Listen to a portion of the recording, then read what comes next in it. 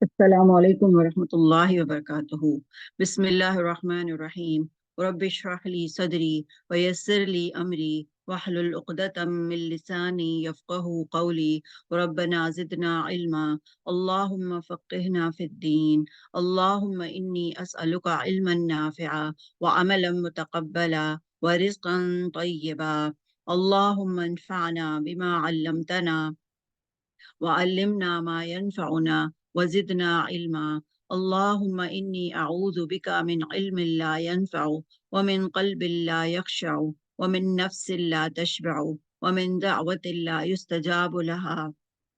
अल्लाहुम्मा अरिनल हक़्क़ हक़्क़न वरज़ुक़ना इत्तिबाअ व अरिनल बातिला बातिलन वरज़ुक़ना इज्तिनाबा। पारा नंबर है 11, सूरत तौबा, आयत नंबर 94। बिस्मिल्लाहिर्रहमानिर्रहीम।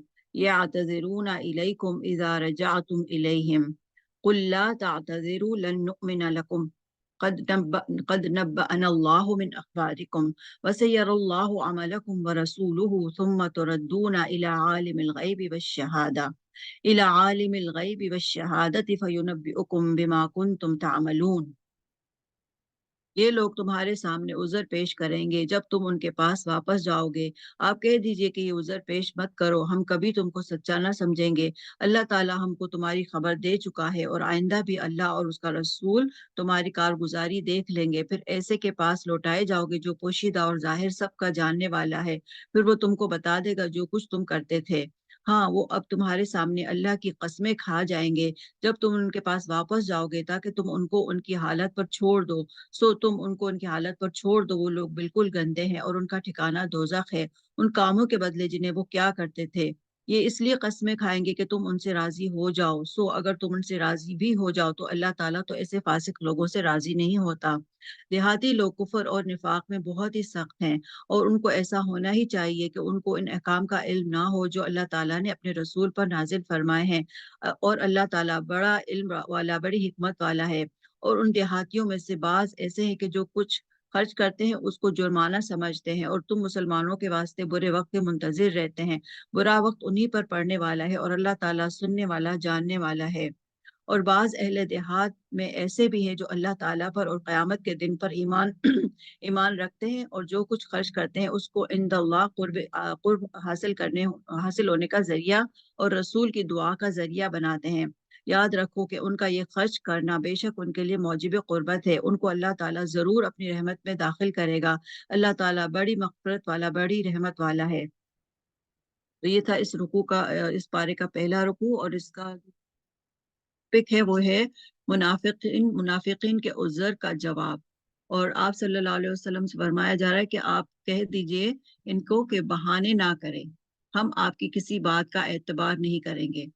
अब अल्लाह ताला और उसका रसूल सल्लल्लाहु अलैहि वसल्लम तुम्हारे तर्ज अमल को देख लेगा। तुम उसकी तरफ पलटाए जाओगे जो खुले और छुपे सब का जानने वाला है। तुम उनसे सिर्फ नजर करो, वास्ता ना रखो, ये गंदगी है और उनका ठिकाना जहन्नुम है। यानी उनको नजरअंदाज करो, उनको देखो लेकिन उनसे कोई वास्ता ना रखो। तुम उनसे राजी हो भी गए तो अल्लाह ताला ऐसे फासिकों से राजी नहीं होगा। तो ये उन लोगों के बहाने थे जो उज़र कर रहे थे, और आगे उसकी पूरी डिटेल आएगी। और दूसरा, इस रुकू में उन लोगों का जिक्र है जो बदवी मुनाफिक थे, जिनको दीन का इल्म था और उनके दिलों में मुनाफिकत थी। और उनकी क्या खुसूसियात थी कि ये लोग कुफर और निफाक में ज्यादा सख्त होते हैं, दीन की हदूद से नावाकिफ रहने के इम्कानात हैं, राह खुदा में खर्च करने को अपने ऊपर जबरदस्ती की चट्टी समझते हैं, यानी टैक्स समझते हैं या जुर्माना समझते हैं, तुम्हारे हक में गर्दिश जमाना का इंतजार कर रहे हैं ताकि अतात के निज़ाम से निकल जाएं। फिर दूसरी तरफ उन बदवी मोमिनीन का जिक्र है कि जो अल्लाह ताला पर और रोज़ आखिरत पर ईमान रखते हैं, जो कुछ खर्च करते हैं उसे अल्लाह ताला के यहाँ तकर्रुब और रसूलुल्लाह सल्लल्लाहु अलैहि वसल्लम की तरफ से रहमत की दुआओं का जरिया समझते हैं, और अल्लाह ताला उनको फिर अपनी रहमत में दाखिल फरमाएंगे। तो हमारे लिए इसमें क्या सबक है कि अल्लाह ताला खुले और छुपे सब का जानने वाला है।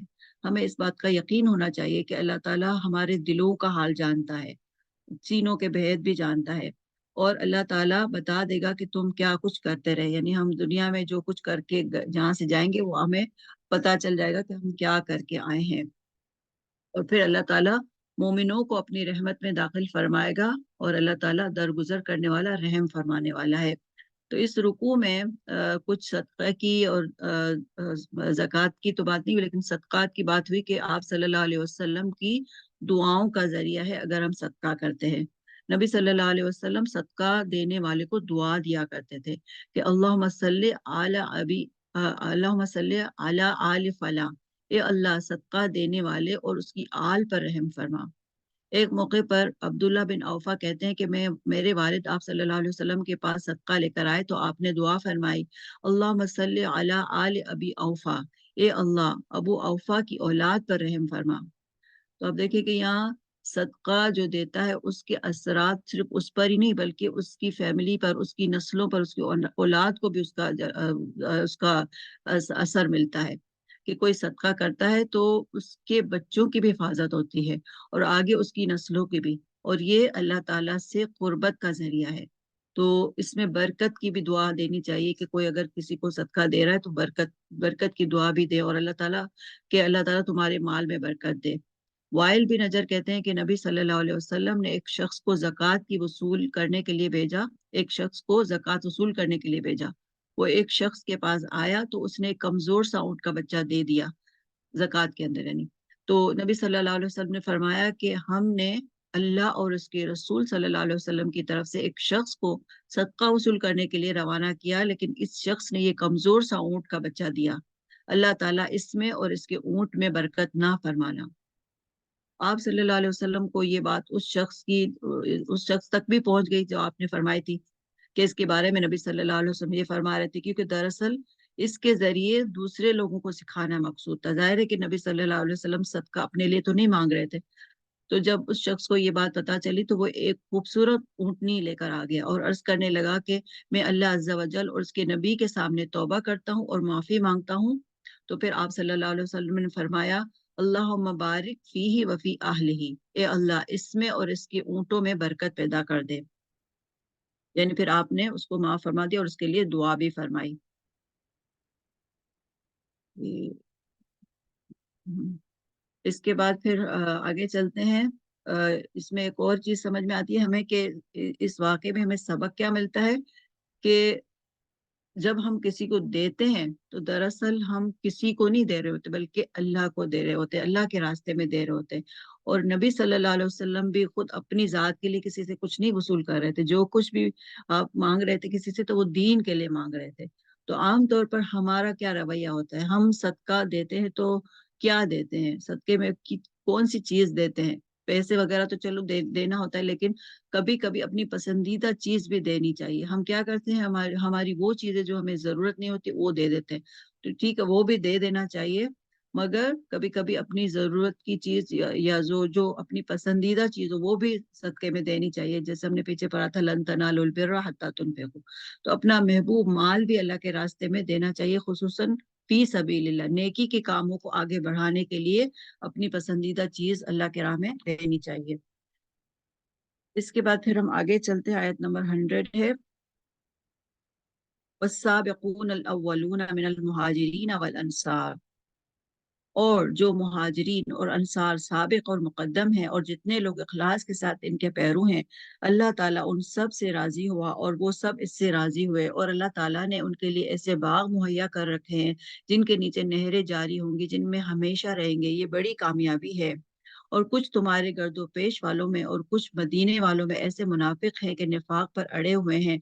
आप उनको नहीं जानते, उनको हम जानते हैं। हम उनको दोहरी सजा देंगे, फिर वो बड़े भारी अजाब की तरफ भेजे जाएंगे। और कुछ और लोग हैं जो अपनी खता के इकरारी हैं, जिन्होंने मिले जुले अमल किए थे, कुछ भले और कुछ बुरे।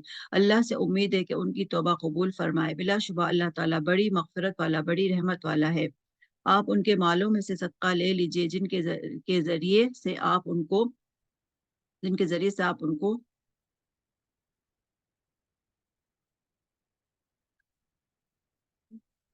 जिन ओके आप उनके मालों में से सदका ले लीजिए जिनके जरिए से आप उनको पाक साफ कर दें, और उनके लिए दुआ कीजिए। बिलाशुबा आपकी दुआ उनके लिए मौजूब इत्मीनान है, और अल्लाह ताला खूब सुनता है और जानता है।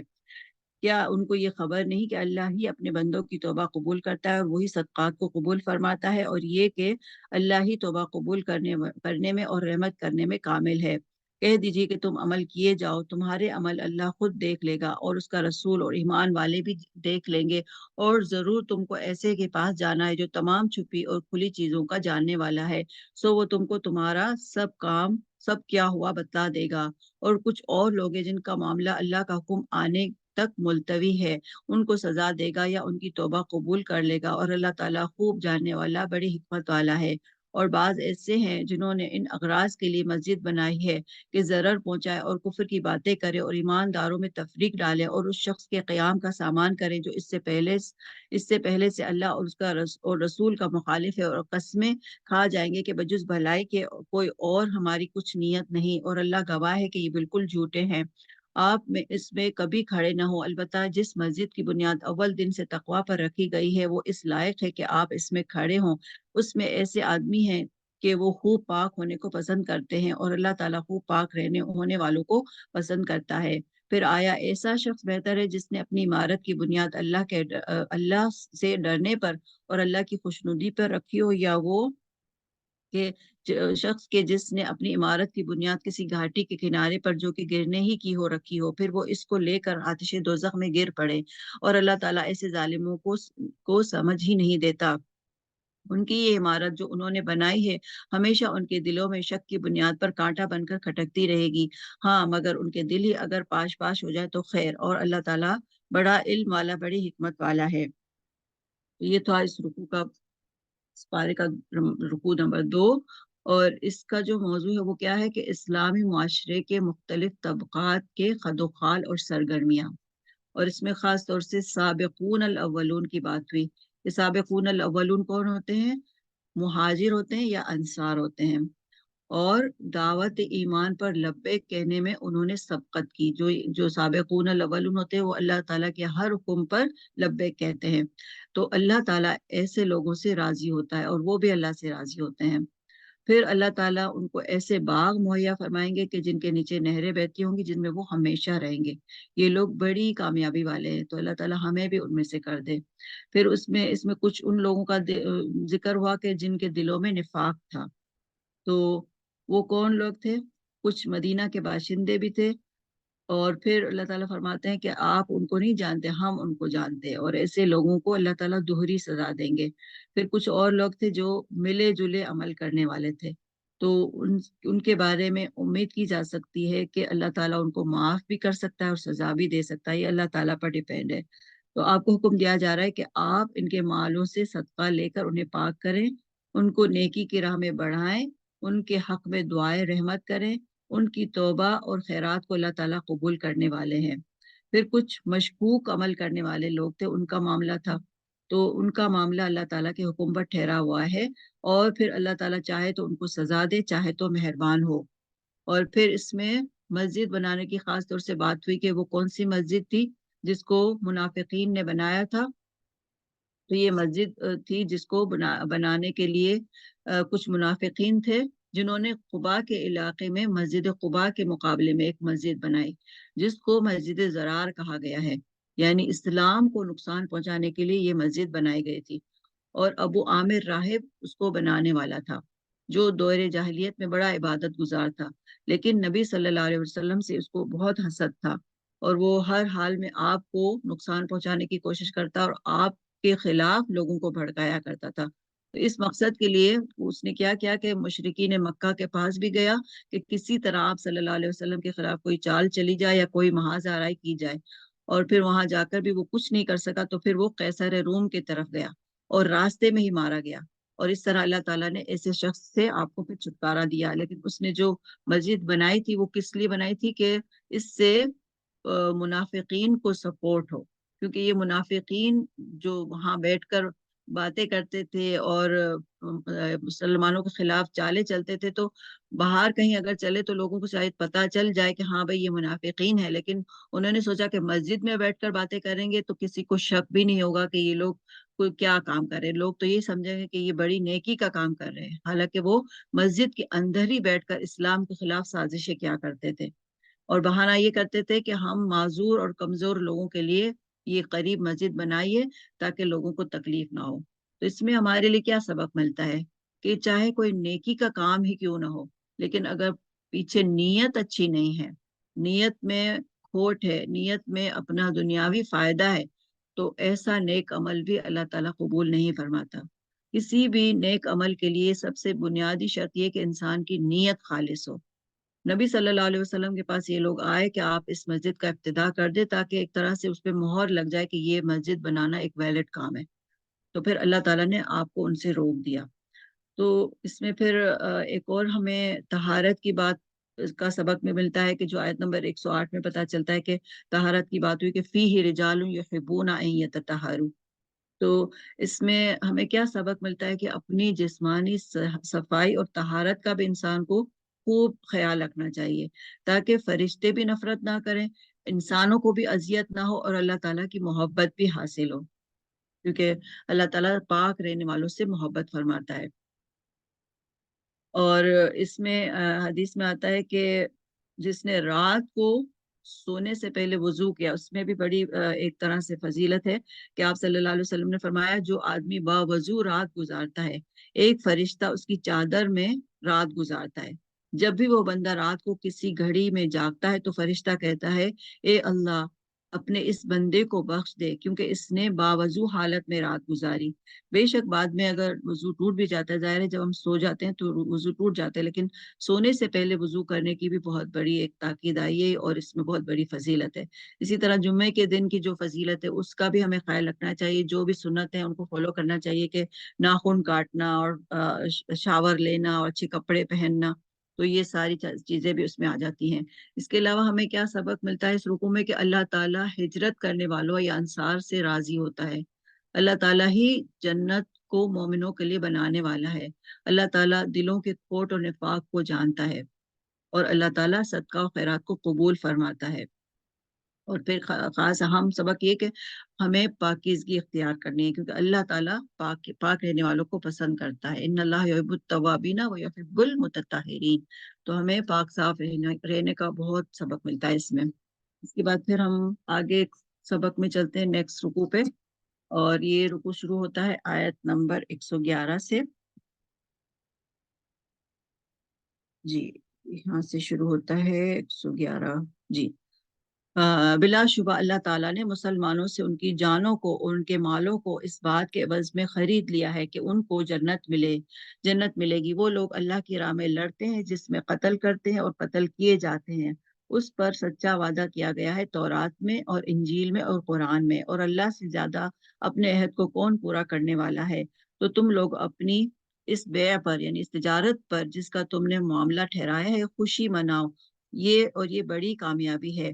وہ ایسے ہیں جو توبہ کرنے والے، عبادت کرنے والے، حمد کرنے والے، روزہ رکھنے والے یا راہ حق میں سفر کرنے والے، رکوع اور سجدہ کرنے والے، نیک باتوں کی تعلیم کرنے والے اور بری باتوں سے باز رکھنے والے اور اللہ کی حدود کا خیال رکھنے والے ہیں، اور ایسے مومنین کو آپ خوشخبری سنا دیجیے۔ تو اس میں ایک تو یہ بات پتہ چلتی ہے کہ ایمان والے جو بندے ہوتے ہیں وہ اپنی جانوں اور اپنی مالوں کو اللہ کے ہاں فروخت کر دیتے ہیں، یعنی ایک چیز جو دی اللہ نے ہے اور ہم اسی کو بیچ رہے ہیں۔ اس لیے بیچ رہے ہیں تاکہ ہمیں جنت ملے۔ تو یہ جو آیت نمبر 110 سے یہ 111 یہ بھی بہت خوبصورت آیت ہے کہ ہم اللہ کے راستے میں جان دیں۔ یقاتلون فی سبیل اللہ فیقتلون ویقتلون، وہ مارتے ہیں اور مرتے ہیں اللہ کے راستے میں۔ ان کے لیے کیا ہے؟ وعدن علیہ حقا فی التوراۃ والانجیل والقرآن، ان کے لیے وعدہ ہے، حق سچا وعدہ ہے، کس میں؟ تورات میں، تورات والانجیل اور والقرآن، تین کتابوں میں، تین کتابوں میں اللہ تعالیٰ کا یہ وعدہ ہے کہ ان کو کیا ملے گی؟ جنت ملے گی۔ ومن اوفی بعہدہ من اللہ، اور جس نے وعدہ اللہ کا وعدہ پورا کیا، سچا کر دی گیا، تو اس کو کیا ہے؟ فاستبشروا ببیعکم الذی بایعتم بہ، ان کے لیے ان کو چاہیے کہ خوشیاں منائیں اپنے اس وعدے پر جو اللہ تعالیٰ نے ان سے کیا ہے۔ اور اس میں کیا ہے کہ اللہ تعالیٰ خود گواہ ہے کہ ان کو جنت ملے گی اور اللہ تعالیٰ کا وعدہ ہے۔ اوکے ہو گیا۔ یہ اللہ تعالیٰ کا وعدہ ہے کہ ان کو جنت ملے گی، اور یہ ایک بہت بڑی تجارت ہے کہ جس کا تم نے معاملہ ٹھہرایا ہے تو اس پہ خوشیاں مناؤ. فاستبشروا، اللہ تعالیٰ فرماتے ہیں خوشیاں مناؤ. ہمیں بھی اس بات پہ خوشی منانی چاہیے کہ ہم اللہ کی کتاب پڑھ رہے ہیں اور کوشش کر رہے ہیں کہ ہم اس پر عمل کریں. جو جو بھی احکامات اللہ تعالیٰ نے ہمیں دیے ہیں، آگے جو اس آیت میں دوسرے جو احکامات آ رہے ہیں اس کو بھی ہم دیکھ لیتے ہیں کہ کتنی خوبصورت آیت ہے یہ والی، کہ التائبون العابدون الحامدون السائحون الراکعون الساجدون الآمرون بالمعروف والناہون عن المنکر والحافظون لحدود اللہ وبشر المؤمنین. اور خوشخبری دے دیجئے مومنوں کو. تو اس میں بھی مومنین کے لیے خوشخبری ہے کہ وہ ایسے ہیں جو توبہ کرنے والے، عبادت کرنے والے، حمد کرنے والے. تائبون کون لوگ ہوتے ہیں؟ سچی توبہ کرنے والے، کہ گناہ ہو گیا، غلطی ہو گئی، کوتاہی ہو گئی، خطا ہو گئی تو فوراً احساس ہو گیا، فوراً یاد آ گیا کہ ہاں یہ کام تو نہیں کرنا تھا، پھر میں نے کر لیا، فوراً پلٹ کر توبہ کر لیتے ہیں. ایسے لوگوں کی توبہ اللہ تعالیٰ قبول فرماتا ہے. یہ نہیں کہ ہم جان بوجھ کے توبہ گناہ کر لیں اور پھر کہیں کوئی بات نہیں، اللہ سے معافی مانگ لوں گی، کوئی بات نہیں، غیبت ہو گئی، کوئی بات نہیں، جھوٹ بول لیا، کچھ نہیں ہوتا. نہیں، جان بوجھ کے نہیں کرنا. نماز چھوٹ گئی، ایک دفعہ چھوٹ گئی، دو دفعہ چھوٹ گئی، نہیں، ایک دفعہ کر کے اگر غلطی سے آنکھ نہیں کھلی اور چھوٹ گئی نماز تو فوراً پلٹ کر جب آنکھ کھلے فوراً نماز پڑھ کے اللہ سے معافی مانگے، مغفرت مانگے، استغفار کریں تو انشاءاللہ اللہ تعالیٰ معاف فرمائے گا. لیکن جان بوجھ کے نماز نہیں چھوڑنی ہے، اس کی معافی نہیں ہوگی پھر. تو اللہ تعالیٰ ہمیں سچا توبہ کرنے والا بنا دے. پھر العابدون، عبادت کرنے والے، اور اس میں عبادت میں صرف نماز روزہ نہیں بلکہ نفلی عبادات بھی شامل ہیں. الحامدون، حمد کرنے والے، اللہ تعالیٰ کی کائنات میں جو بھی ان کو چیزیں نظر آتی ہیں. ہم دن رات کتنی چیزیں دیکھتے ہیں، بادل دیکھتے ہیں، پانی دیکھتے ہیں، ہوا کے ساتھ پھول اور جو درخت ہلتے ہیں وہ سب بھی اللہ کی ہم بیان کر رہے ہوتے ہیں. بادل، پانی اور جتنی بھی چیزیں مخلوق ہے دنیا کی، ہر مخلوق، پرندے جو بھی مخلوق ہے وہ سب اللہ تعالیٰ کی ہم بیان کر رہی ہوتی ہے. لیکن کیا ہے کہ لا تفقہون تسبیحہم، ہم ان کی تسبیح نہیں سمجھ سکتے. وہ سب تسبیح کرے تو پھر ہم کیوں نہ کریں؟ سبحان اللہ وبحمدہ سبحان اللہ العظیم، یہ بھی ایک تسبیح ہے. اور اسی طرح کی تسبیحیں جو ہم کر سکتے ہیں، جتنا بھی ہم اللہ کی تعریف بیان کر سکتے ہیں وہ کریں. کہ اللہ تعالیٰ نے اتنی خوبصورت ہمیں دنیا دی اور ان کو دیکھنے کی صلاحیت بھی دی، اور ان کو ہم آنکھوں سے بھی دیکھیں اور دل سے محسوس کریں کہ یہ سب چیزیں اللہ تعالیٰ نے ہمارے لیے بنائی ہیں، میرے لیے بنائی ہیں، آپ کے لیے بنائی ہیں. تو وہ کتنا رحیم اور کریم رب ہے کہ جس نے اتنی خوبصورت کائنات ہمیں عطا فرمائی ہے. پھر السائحون، سیاحت کرنے والے، سیاحت میں بھی وہی ساری چیزیں آ جاتی جو ابھی دیکھی ہم نے. اور سیاحت میں سفر کرنے والے بھی ہیں. اور سفر ہم کیوں کریں؟ کہ اللہ کی کائنات میں پھیلی ہوئی چیزوں کو دیکھیں کہ اللہ تعالیٰ نے یہ ساری چیزیں ہمارے لیے بنائی ہیں. اور سیاحت میں صرف سفر کرنا ہی نہیں بلکہ روزہ بھی آ جاتا ہے. کیونکہ آپ نے دیکھا ہوگا کہ جب رمضان آتے ہیں تو رمضان میں ہماری آج کل دیکھتے ہوں گے کہ روٹین چینج ہو جاتی ہے. ہم سحری میں اٹھتے ہیں، جب ہمیں کھانے کا دل نہیں ہوتا اس وقت ہمیں کھانا پڑتا ہے، اور جب دن میں بھوک لگتی ہے اس وقت ہم کھا نہیں سکتے ہیں. تو اسی طرح سفر میں بھی ہماری روٹین چینج ہو جاتی ہے. کبھی ایئرپورٹ پہ جا رہے ہیں تو دن ہے یا رات ہے وہ فلائٹ نہیں مینج کرتا. جو ہم کو ہمارا کھانے کا ٹائم ہوتا ہے اس وقت وہ فلائٹ میں ہمیں ظاہر نہیں مل سکتا یا ایئرپورٹ پہ نہیں ملتا. تو اس طرح سفر میں بھی ہماری روٹین چینج ہو جاتی ہے اور رمضان میں بھی روٹین چینج ہو جاتی ہے. تو اس لیے الساحون میں دونوں چیزیں آ جاتی ہیں. پھر الراکعون، رکوع کرنے والے، نماز میں رکوع کرنے والے، اور ساجدون، سجدہ کرنے والے. تو خود اکیلے نماز پڑھنا بھی اس میں آ جاتا ہے اور باجماعت نماز پڑھنے کا بھی اس میں آ جاتا ہے، دونوں چیزیں ہیں. پھر الآمرون بالمعروف والناہون عن المنکر، نیکی کا حکم دینے والے اور برائی سے روکنے والے، معروف کا حکم دینے والے اور برائی سے روکنے والے. اور یہ بھی ایک بہت اہم کام ہے، نیکی کرنا جہاں تک ہے، اچھے کام کرنا. خود ہم نیک بن جائیں، خود نمازیں پڑھیں، خود عبادت کریں، روزے رکھیں، تہجد پڑھیں، کچھ بھی کریں پھر بھی آسان ہے. مگر دوسروں کو بتانا تھوڑا سا مشکل ہے. لیکن کیا ہے کہ ہم اپنا فرض پورا کر دیں. وما علینا الا البلاغ، ہمارا کام پہنچا دینا ہے، ہدایت دینا اللہ تعالیٰ کا کام ہے. تو یہ رسپانسبلٹی بھی ہمیں پوری کرنی ہے. پھر والحافظون لحدود اللہ، اللہ کی حدود کی حفاظت کرنے والے. اور اللہ کی حدود میں ہر وہ کام جو لمٹ سے باہر ہے، کسی بھی کام میں زیادتی نہیں کرنی. جو کام جس حد تک کرنے کا حکم اللہ نے دیا ہے اس سے زیادہ बाउंड्री को क्रॉस नहीं करना है। तो ये सब काम जो इंसान करता है उसके लिए क्या है, वबश्शिरिल मुमिनीन, मोमिनीन को खुशखबरी सुना दीजिए, ईमान वालों को खुशखबरी सुना दीजिए। और इसके बाद फिर हम आगे चलते हैं, आयत नंबर 113। पैगंबर को और दूसरे मुसलमानों को जायज़ नहीं कि मुशरिकीन के लिए मगफिरत की दुआ मांगे, अगरचे वो रिश्तेदार ही हों, और इस अमर के जाहिर हो जाने के बाद कि ये लोग दोज़खी हैं। और इब्राहीम अलैहिस्सलाम का अपने बाप के लिए दुआए मगफिरत मांगना वो सिर्फ वादे के सबब से था जो उन्होंने इससे वादा कर लिया था। फिर जब उन पर यह बात जाहिर हो गई कि वो अल्लाह का दुश्मन है तो वो इससे महज बेताल्लुक हो गए। वाकई इब्राहिम अलैहिस्सलाम बड़े नरम दिल और बुर्दबार थे। इब्राहिम अलैहिस्सलाम चूंकि बहुत ही नरम दिल थे तो वो अपने वालिद से उन्होंने वादा कर लिया था कि आपसे, आपके लिए मैं दुआ करूंगा। लेकिन जब आपको पता चल गया कि वो मुशरिक है तो फिर उन्होंने दुआ करना छोड़ दी। और अल्लाह ताला ऐसा नहीं करता कि किसी कौम को हिदायत करके बाद में गुमराह कर दे जब तक कि वो इन चीज़ों को साफ साफ ना बतला दे जिनसे वो बचें। बेशक अल्लाह ताला हर चीज़ को खूब जानता है। बिलाशुबा अल्लाह ही की सल्तनत आसमानों और ज़मीन में, वही जिलाता है और मारता है, और तुम्हारा अल्लाह के सिवा ना कोई यार है और ना कोई मददगार। अल्लाह ताला ने पैगंबर के हाल पर तवज्जो फरमाई और मुहाजिरीन और अंसार के हाल पर भी, जिन्होंने ऐसी तंगी के वक्त पैगंबर का साथ दिया, इसके बाद कि इनमें से एक गिरोह के दिलों में कुछ तजल्जुल हो चला था। फिर अल्लाह ने उनके हाल पर तवज्जो फरमाई। बिलाशुबा अल्लाह ताला उन सब पर बहुत ही शफीक और मेहरबान है।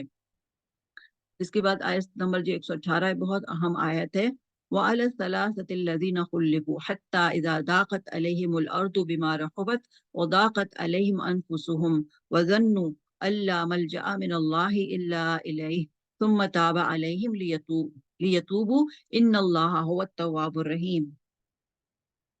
और तीन शख्सों के हाल पर भी जिनका मामला मुलतवी छोड़ दिया गया था, यहाँ तक कि जब जमीन बावजूद अपनी फराखी के उन पर तंग होने लगी और वो खुद अपनी जान से तंग आ गए, और उन्होंने समझ लिया कि अल्लाह से कहीं पनाह नहीं मिल सकती बजुज इसके कि इसी की तरफ रुजू किया जाए। फिर उनके हाल पर तवज्जो फरमाई ताकि वो आइंदा भी तौबा कर सकें। बेशक अल्लाह ताला तौबा कबूल करने वाला, बड़ा रहम फरमाने वाला है। तो इस आयत में पीछे भी हम पहले भी लास्ट ईयर भी पढ़ चुके हैं, और हर साल हम पढ़ते हैं कि उन तीन सहाबा का जिक्र, और हम लोग बहुत सारे लोग जानते भी होंगे और कुछ नहीं भी जानते।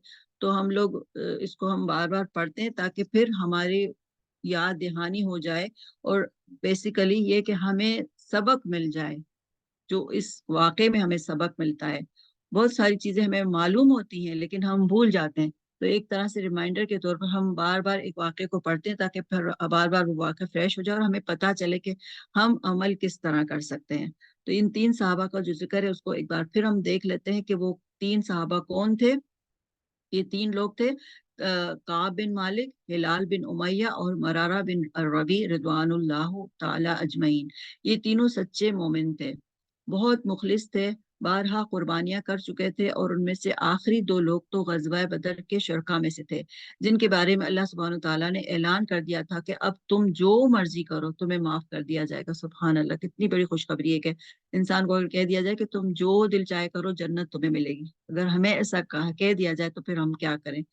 तो वो लोग कौन थे जो कुर्बानियां करने वाले थे। तो इसमें कहा जा रहा है कि उनमें से आखिर जो थे वो गज़वा बदर में भी शरीक थे, और जो जिनके बारे में आता है कि उनको जन्नत की खुशखबरी दी गई थी। तो उन्होंने एक काम किया था जो गलती से हो गया था कि जब उन्होंने गज़वा तबूक के मौके पर सुस्ती दिखाई तो अल्लाह ताला ने उनकी तरफ से सख्त गिरफ्त हो गई उनकी। नबी सल्लल्लाहु अलैहि वसल्लम जब तबूक से वापस तशरीफ लाए तो हस्बे मामूल आप लोगों से जंग के बाद वापस आकर मुलाकात किया करते थे। तो जब ये लोग मिलने के लिए आए तो आप सल्लल्लाहु अलैहि वसल्लम ने तमाम मुसलमानों को मना कर दिया कि इनसे कोई सलाम कलाम ना करे। 40 दिन के बाद उनकी बीवियों को भी उनसे अलग रहने की तलकीन की गई। इस वाक़े को जरा हम उन्हीं की ज़बानी देखते हैं कि क्या वाक़या था। इसमें आता है कि गज़वा तबूक की तैयारी के ज़माने में जब नबी सल्लल्लाहु अलैहि वसल्लम मुसलमानों से जंग की अपील करते तो दिल ही दिल में इरादा कर लेता, यानी ये काब बिन मालिक कहते हैं कि मैं दिल ही दिल में इरादा कर लेता कि मैं चला जाऊंगा, लेकिन फिर सुस्ती कर लेता कि अभी तो चलने में बहुत वक्त है, वक्त आएगा तो हम चल देंगे। लेकिन फिर वक्त आया और सब लोग चले गए और मैं पीछे रह गया। जब मैं पीछे रहा तो मैं देखता था कि मेरे साथ मदीना में या मुनाफिक हैं या ज़ईफ लोग हैं या मजबूर लोग हैं, यानी जो नहीं जा सकते थे सिर्फ वही लोग वहां रह गए, जिन्होंने जिनको अल्लाह ने माजूर करा रखा था।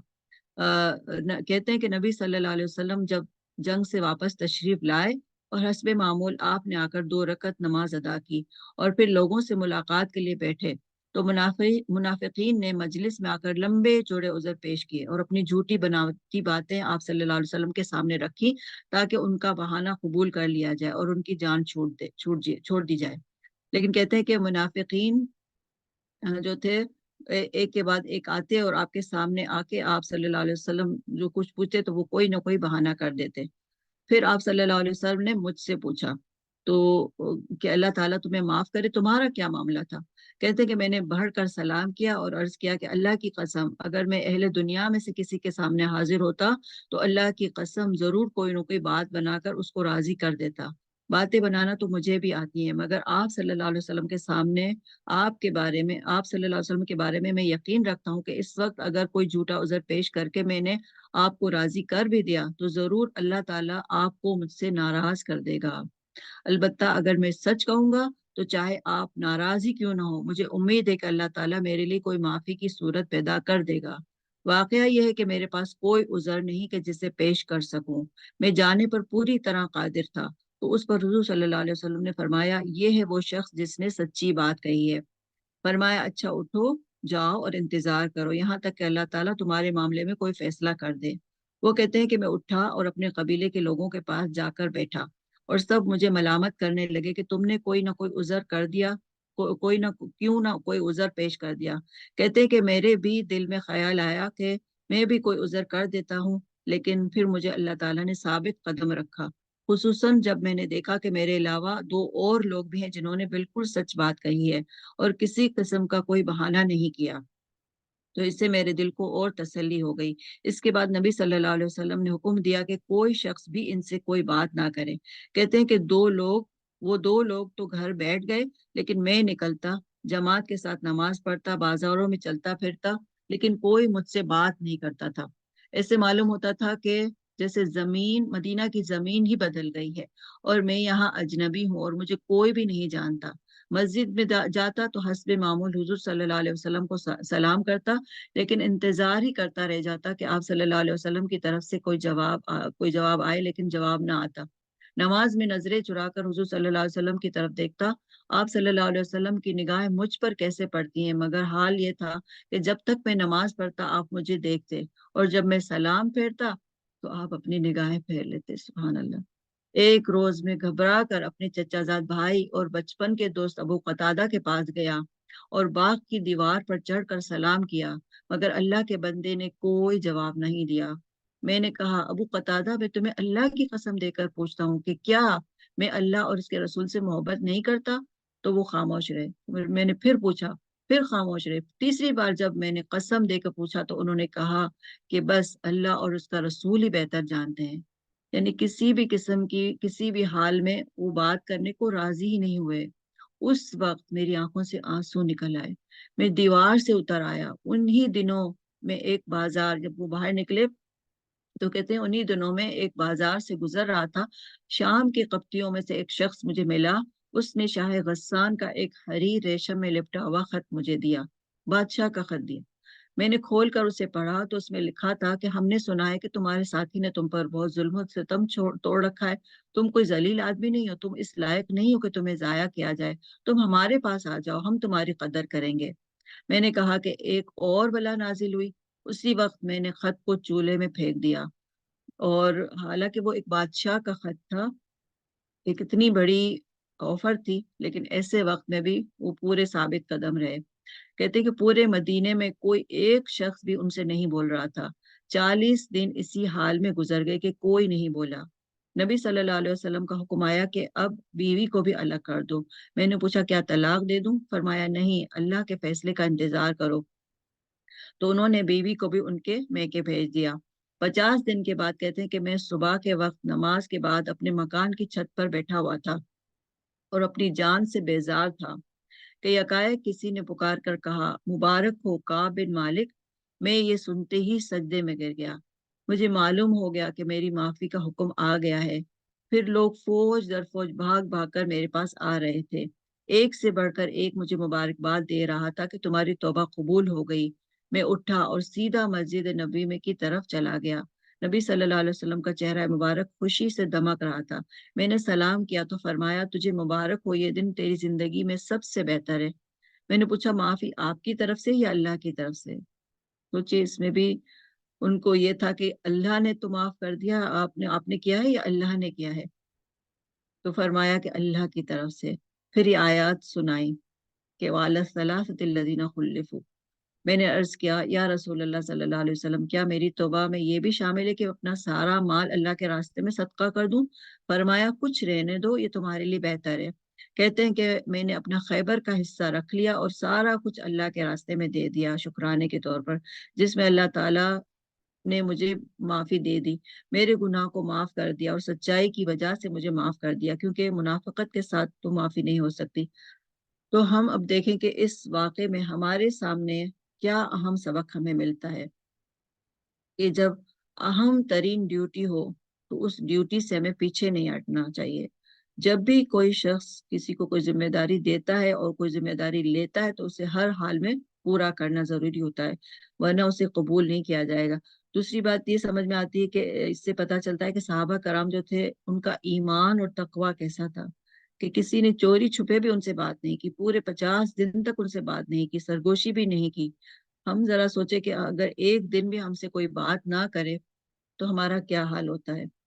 اور پھر اس کے مقابلے میں وہ بھی واقعہ ہم نے دیکھا کہ بادشاہ کا خط ملا، اس پر بھی انہوں نے کوئی کان نہیں دھرے، یعنی دنیا کی لالچ پر بھی انہوں نے کوئی توجہ نہیں دی، کیونکہ ان کا ایمان پکا تھا، ان کو یقین تھا کہ ایک دن ضرور میری بخشش ہوگی۔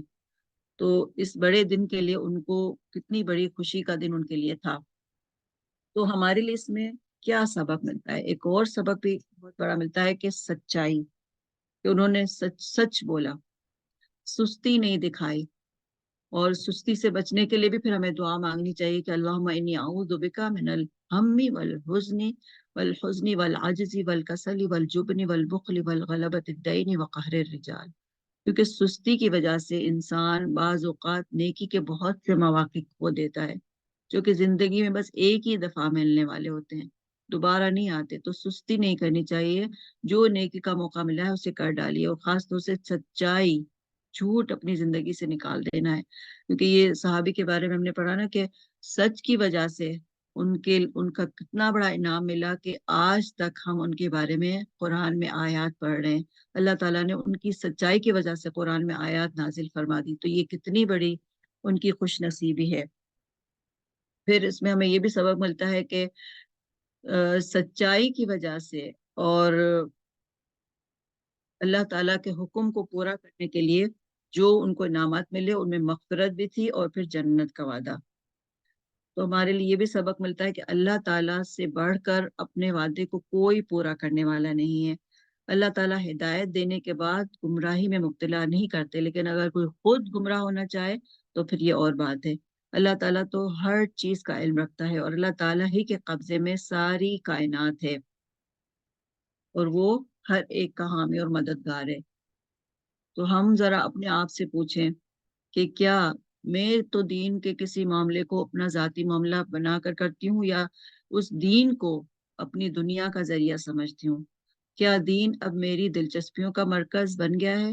کیا دین میرے اندیشوں کا مرکز بن گیا ہے؟ کیا دین کو میرے مال کی ضرورت ہوتی ہے تو کیا میں مال خرچ کرتی ہوں؟ کیا دین کے لیے اپنا وقت اور صلاحیت دیتی ہوں؟ یعنی اگر کبھی مال نہیں دے تو سوچے کہ ہاں میں وقت نکالتی ہوں دین کے لیے، میں کیا اپنی کوئی صلاحیت پیش کرتی ہوں، کوئی خاص اسکل، کوئی خاص ایبلٹی میرے اندر ہے جو میں دین کے لیے نکالتی ہوں، دین کے لیے استعمال کرتی ہوں؟ کیا اللہ تعالیٰ کی عظمت کو میرا دل، میرا ذہن تسلیم کرتا ہے؟ کیا اللہ کی عظمت کا بے ساختہ اظہار دل اور زبان سے ہوتا ہے؟ یعنی کیا میں اللہ کا ذکر کرتی رہتی ہوں، تسبیح کرتی ہوں؟ اور کیا میں اللہ تعالیٰ کی خاطر زمین میں گردش کرتی ہوں، یعنی سفر کرتی ہوں؟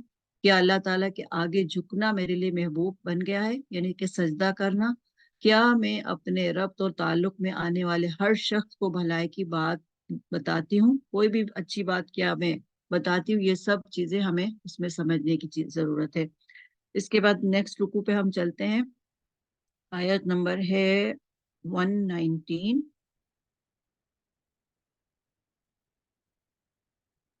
یا ایھا الذین آمنوا اتقوا اللہ وکونوا مع الصادقین، اے ایمان والو اللہ تعالیٰ سے ڈرو اور سچوں کے ساتھ رہو۔ مدینہ کے رہنے والوں کو جو دیہاتی ان کے گرد و پیش ہے، ان کو یہ ذبح نہ تھا کہ رسول اللہ صلی اللہ علیہ وسلم کو چھوڑ کر پیچھے رہ جائیں، اور نہ یہ کہ اپنی جان کو ان کی جان سے عزیز سمجھیں، اور یہ اس سبب سے کہ ان کو اللہ تعالیٰ کی راہ میں جو پیاس لگی اور جو تھکان پہنچی اور جو بھوک لگی اور جو کسی ایسی جگہ چلے جو کفار کے لیے موجب غیظ ہوا ہو، اور دشمنوں کی جو کچھ خبر لی، ان سب پر ان کے نام ایک ایک نیک کام لکھا گیا۔ یقیناً اللہ تعالیٰ مخلصین کا اجر ضائع نہیں کرتا۔ اور جو کچھ چھوٹا بڑا انہوں نے خرچ کیا اور جتنے میدان ان کو طے کرنے پڑے، یہ سب بھی ان کے نام لکھا گیا تاکہ اللہ تعالیٰ ان کے کاموں کا اچھے سے اچھا بدلہ دے۔ اور مسلمانوں کو یہ نہ چاہیے تھا کہ سب کے سب نکل کھڑے ہوں، سو ایسا کیوں نہ کیا جائے کہ ان کی ہر بڑی جماعت میں سے ایک چھوٹی جماعت جایا کرے تاکہ وہ دین کی سمجھ بوجھ حاصل کریں، اور تاکہ یہ لوگ اپنی قوم کو جب کہ وہ ان کے پاس آئیں ڈرائیں تاکہ وہ ڈر جائیں۔ اے ایمان والو ان کفار سے لڑو جو تمہارے آس پاس ہیں، اور ان کو تمہارے اندر سختی پانا چاہیے، اور یہ یقین رکھو کہ اللہ تعالیٰ متقی لوگوں کے ساتھ ہے۔ اور جب کوئی صورت نازل کی جاتی ہے تو بعض منافقین کہتے ہیں کہ اس صورت نے تم میں سے کس کے ایمان کو زیادہ کیا؟ سو جو لوگ ایمان والے ہیں اس صورت نے ان کے ایمان کو زیادہ کیا اور وہ خوش ہو رہے ہیں، اور جن کے دلوں میں روگ ہے اس صورت نے ان میں ان کی گندگی کے ساتھ اور گندگی بڑھا دی اور وہ حالت کفر میں مر گئے۔ اوکے، تو یہ رکوع تھا ہمارا جو آیت نمبر 122 پہ کمپلیٹ ہوا تھا۔ تو اس کو ہم دیکھتے ہیں کہ اس میں ہمارے لیے کیا سبق ملتا ہے اور اس کا کیا موضوع ہے۔ اس کا موضوع ہے کہ سچوں کا ساتھ دو،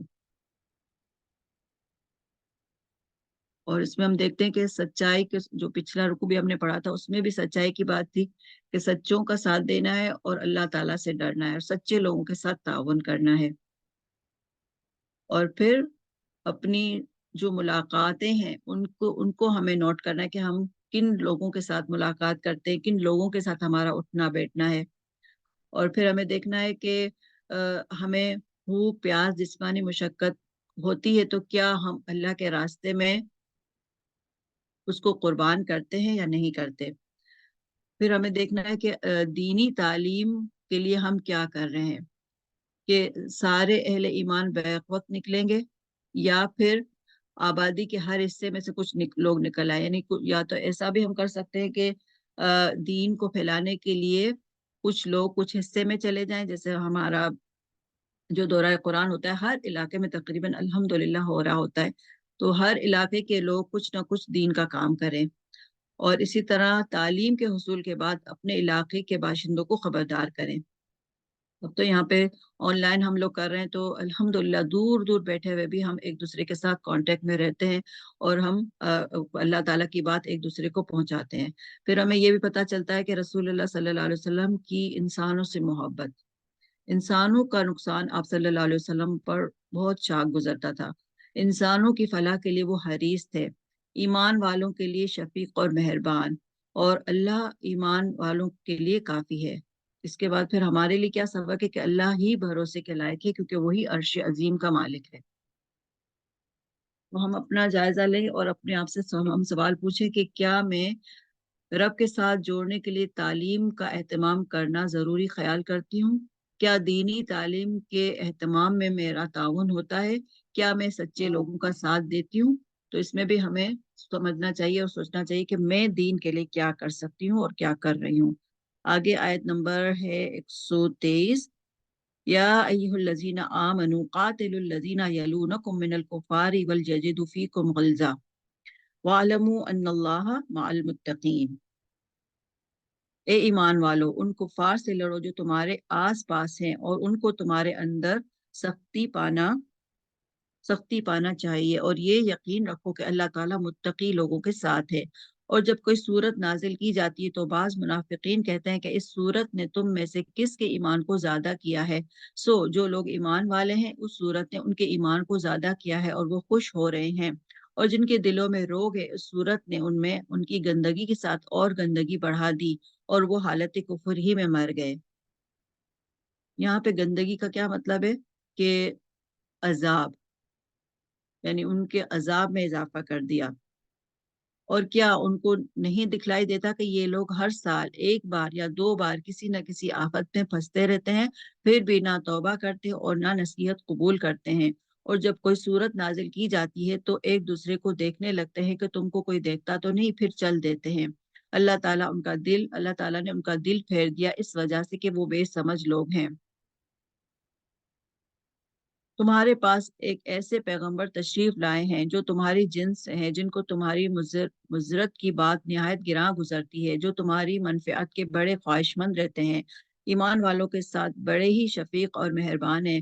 پھر اگر وہ گردانی کریں تو آپ کہہ دیجئے کیا کہ حسبی اللہ لا الہ الا ہو علیہ توکلت وہو رب العرش العظیم، میرے لیے اللہ کافی ہے، اس کے سوا کوئی معبود نہیں، میں نے اسی پر بھروسہ کیا، وہ بڑے عرش عظیم کا مالک ہے۔ سبحان اللہ۔ تو یہ رکوع بھی بہت خوبصورت ہے، اور اس کا جو موضوع ہے وہ کیا ہے کہ تحریک جہاد کا دائمی منصوبہ، اور اس میں مسلمانوں کو کیا حکم دیا جا رہا ہے کہ منکرین حق سے جنگ کرو، اور مسلمانوں کو منکرین کے ساتھ سخت ہونا چاہیے اور تقوی والوں کے ساتھ نرم ہونا چاہیے، کیونکہ اللہ تعالیٰ متقین کے ساتھ ہے۔ اور پھر جو حق سے منہ موڑنے والے ہیں وہ کیا چاہتے ہیں کہ نئی صورت کے نزول پر پوچھتے ہیں کہ کس کے ایمان میں اضافہ ہوا، اور ہر صورت ان کی گندگی پر اضافہ کرتی ہے، یعنی ان کے عذاب میں اضافہ ہوتا ہے۔ اور یہ جو فرمایا جا رہا ہے نا کہ منکرین دیکھتے ہیں کہ کوئی صورت نازل ہوتی ہے تو یعنی چھپ کے ایک دوسرے کو دیکھتے ہیں کہ کہیں ان کے خلاف یا ان کے بارے میں تو کوئی آیت نازل نہیں ہوئی، اور وہ چپ کے ایک دوسرے کو دیکھتے ہیں اور پھر وہاں سے چپ چاپ کھسک جاتے ہیں۔ تو اس میں یہ بھی دیکھنا چاہیے کہ ایسے لوگ مرتے دم تک کافر ہی رہتے ہیں۔ منافقین کو اگر اللہ ہدایت دے دے تو ٹھیک ہے، ورنہ وہ ان کو توبہ کی توفیق بھی نہیں ملتی ہے، اور پھر وہ آنکھوں ہی آنکھوں میں ایک دوسرے سے باتیں کرتے ہیں کہ کہیں کوئی دیکھ تو نہیں رہا، اور ان کے دل اللہ تعالیٰ نے پھیر دیے ہیں، اور یہ لوگ نہ سمجھیں۔ اس کے بعد نبی صلی اللہ علیہ وسلم کے بارے میں فرمایا گیا کہ آپ محسن انسانیت ہیں، اور آپ صلی اللہ علیہ وسلم انسانوں ہی میں سے تھے، کوئی وہ نہیں تھے، سپر نیچر قسم کی مخلوق نہیں تھے، انسان ہی تھے، لیکن اللہ تعالیٰ نے آپ کو پیغمبر بنایا۔ اور آپ صلی اللہ علیہ وسلم ایمان والوں کی کامیابی کے حریص تھے، اور ایمان والوں پر بہت شفیق اور مہربان تھے۔ اور پھر ہمیں یہ سبق ملتا ہے کہ اللہ تعالیٰ متقی لوگوں کے ساتھ ہے، اللہ تعالیٰ دلوں کو پھیرنے والا ہے، اور اللہ تعالیٰ ہم سب کے لیے کافی ہے، اور اللہ تعالیٰ کے سوا کوئی معبود نہیں، اور اللہ تعالیٰ عرش عظیم کا مالک ہے۔ اور یہ جو خوبصورت آیت آخری ہے وہ پیچھے بھی میں نے بتایا تھا کہ 7 دفعہ صبح اور 7 بار شام کو اگر ہم پڑھیں تو انشاءاللہ ہمارے سارے مسائل حل ہو جائیں گے، کیونکہ اس میں ہم اللہ کی تعریف بھی بیان کرتے ہیں، اور اللہ تعالیٰ کا اس میں اعظم الہ وہ بھی اس میں آیا ہے، تاکہ پھر ہم اللہ تعالیٰ کے عرش عظیم کے ساتھ تو اس سے تو مانگتے ہو۔ خاص طور سے جو بھروسے کی بات ہوئی، توکل، یہ توکل بہت بڑی چیز ہے کہ ہم کہیں کہ اللہ تعالیٰ میرے سارے معاملات آپ کے حوالے ہیں۔ جب بھی میں یہ دعا پڑھتی ہوں تو مجھے لگتا ہے کہ میرے سارے مسئلے مسائل سب کچھ میں نے پوٹلی باندھ کے اللہ کے حوالے کر دیا کہ اللہ تعالیٰ تو ہی اس کو ٹھیک کر سکتا ہے، چاہے وہ بچوں کے معاملات ہوں، چاہے کوئی اور معاملہ ہو، چاہے کوئی بیمار ہو، چاہے کوئی مسئلہ ہو، دنیا کا ہو یا آخرت کا ہو۔ ہر معاملے میں ہم یہ کہہ سکتے ہیں کہ اللہ تعالیٰ میری دنیا کے معاملے بھی تیرے حوالے ہیں، میرے قبر کے معاملات بھی، قبر میں بھی تو ہی میرا محافظ ہے، اور آخرت میں بھی تو ہی مجھے نجات دینے والا ہے۔ تو انشاءاللہ اس آیت کو اور اس دعا کو جو ہے نا، لا الہ الا ہو علیہ توکل، حسبی اللہ لا الہ الا ہو علیہ توکلت وہو رب العرش العظیم، صبح شام 7 7 بار ضرور پڑھیں۔ اگر ابھی تک کوئی نہیں پڑھنے کی عادت ہے تو اس کو یاد بھی کر لیں اور اس کو پڑھیں، بلکہ مانگیں کہ اللہ تعالیٰ میں تجھ پہ صرف بھروسہ کرتی ہوں۔ قبر میں جانے کے وقت سے لے کے قیامت تک کے جو مرحلے ہیں، دنیا کے جتنے بھی مرحلے ہیں، ہر معاملے میں اللہ تعالیٰ میں تو صرف تجھ پر ہی بھروسہ کرتی ہوں، کیونکہ تو ہی رب عرش عظیم کا مالک ہے۔ سورۃ یونس، بسم اللہ الرحمن الرحیم۔ شروع اللہ کے نام سے جو بڑا مہربان نہایت رحم فرمانے والا ہے۔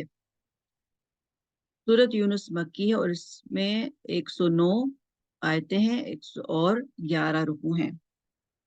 بسم اللہ الرحمن الرحیم، الف لام را تلک آیات الکتاب الحکیم۔ الف لام را، یہ پر حکمت کتاب کی آیتیں ہیں۔ کیا ان لوگوں کو اس بات سے تعجب ہوا کہ ہم نے ان میں سے ایک شخص کے پاس وحی بھیج دی کہ سب آدمیوں کو ڈرائیے اور جو ایمان لے آئیں ان کو یہ خوشخبری سنائیے کہ ان کے رب کے پاس ان کو پورا اجر مرتبہ ملے گا۔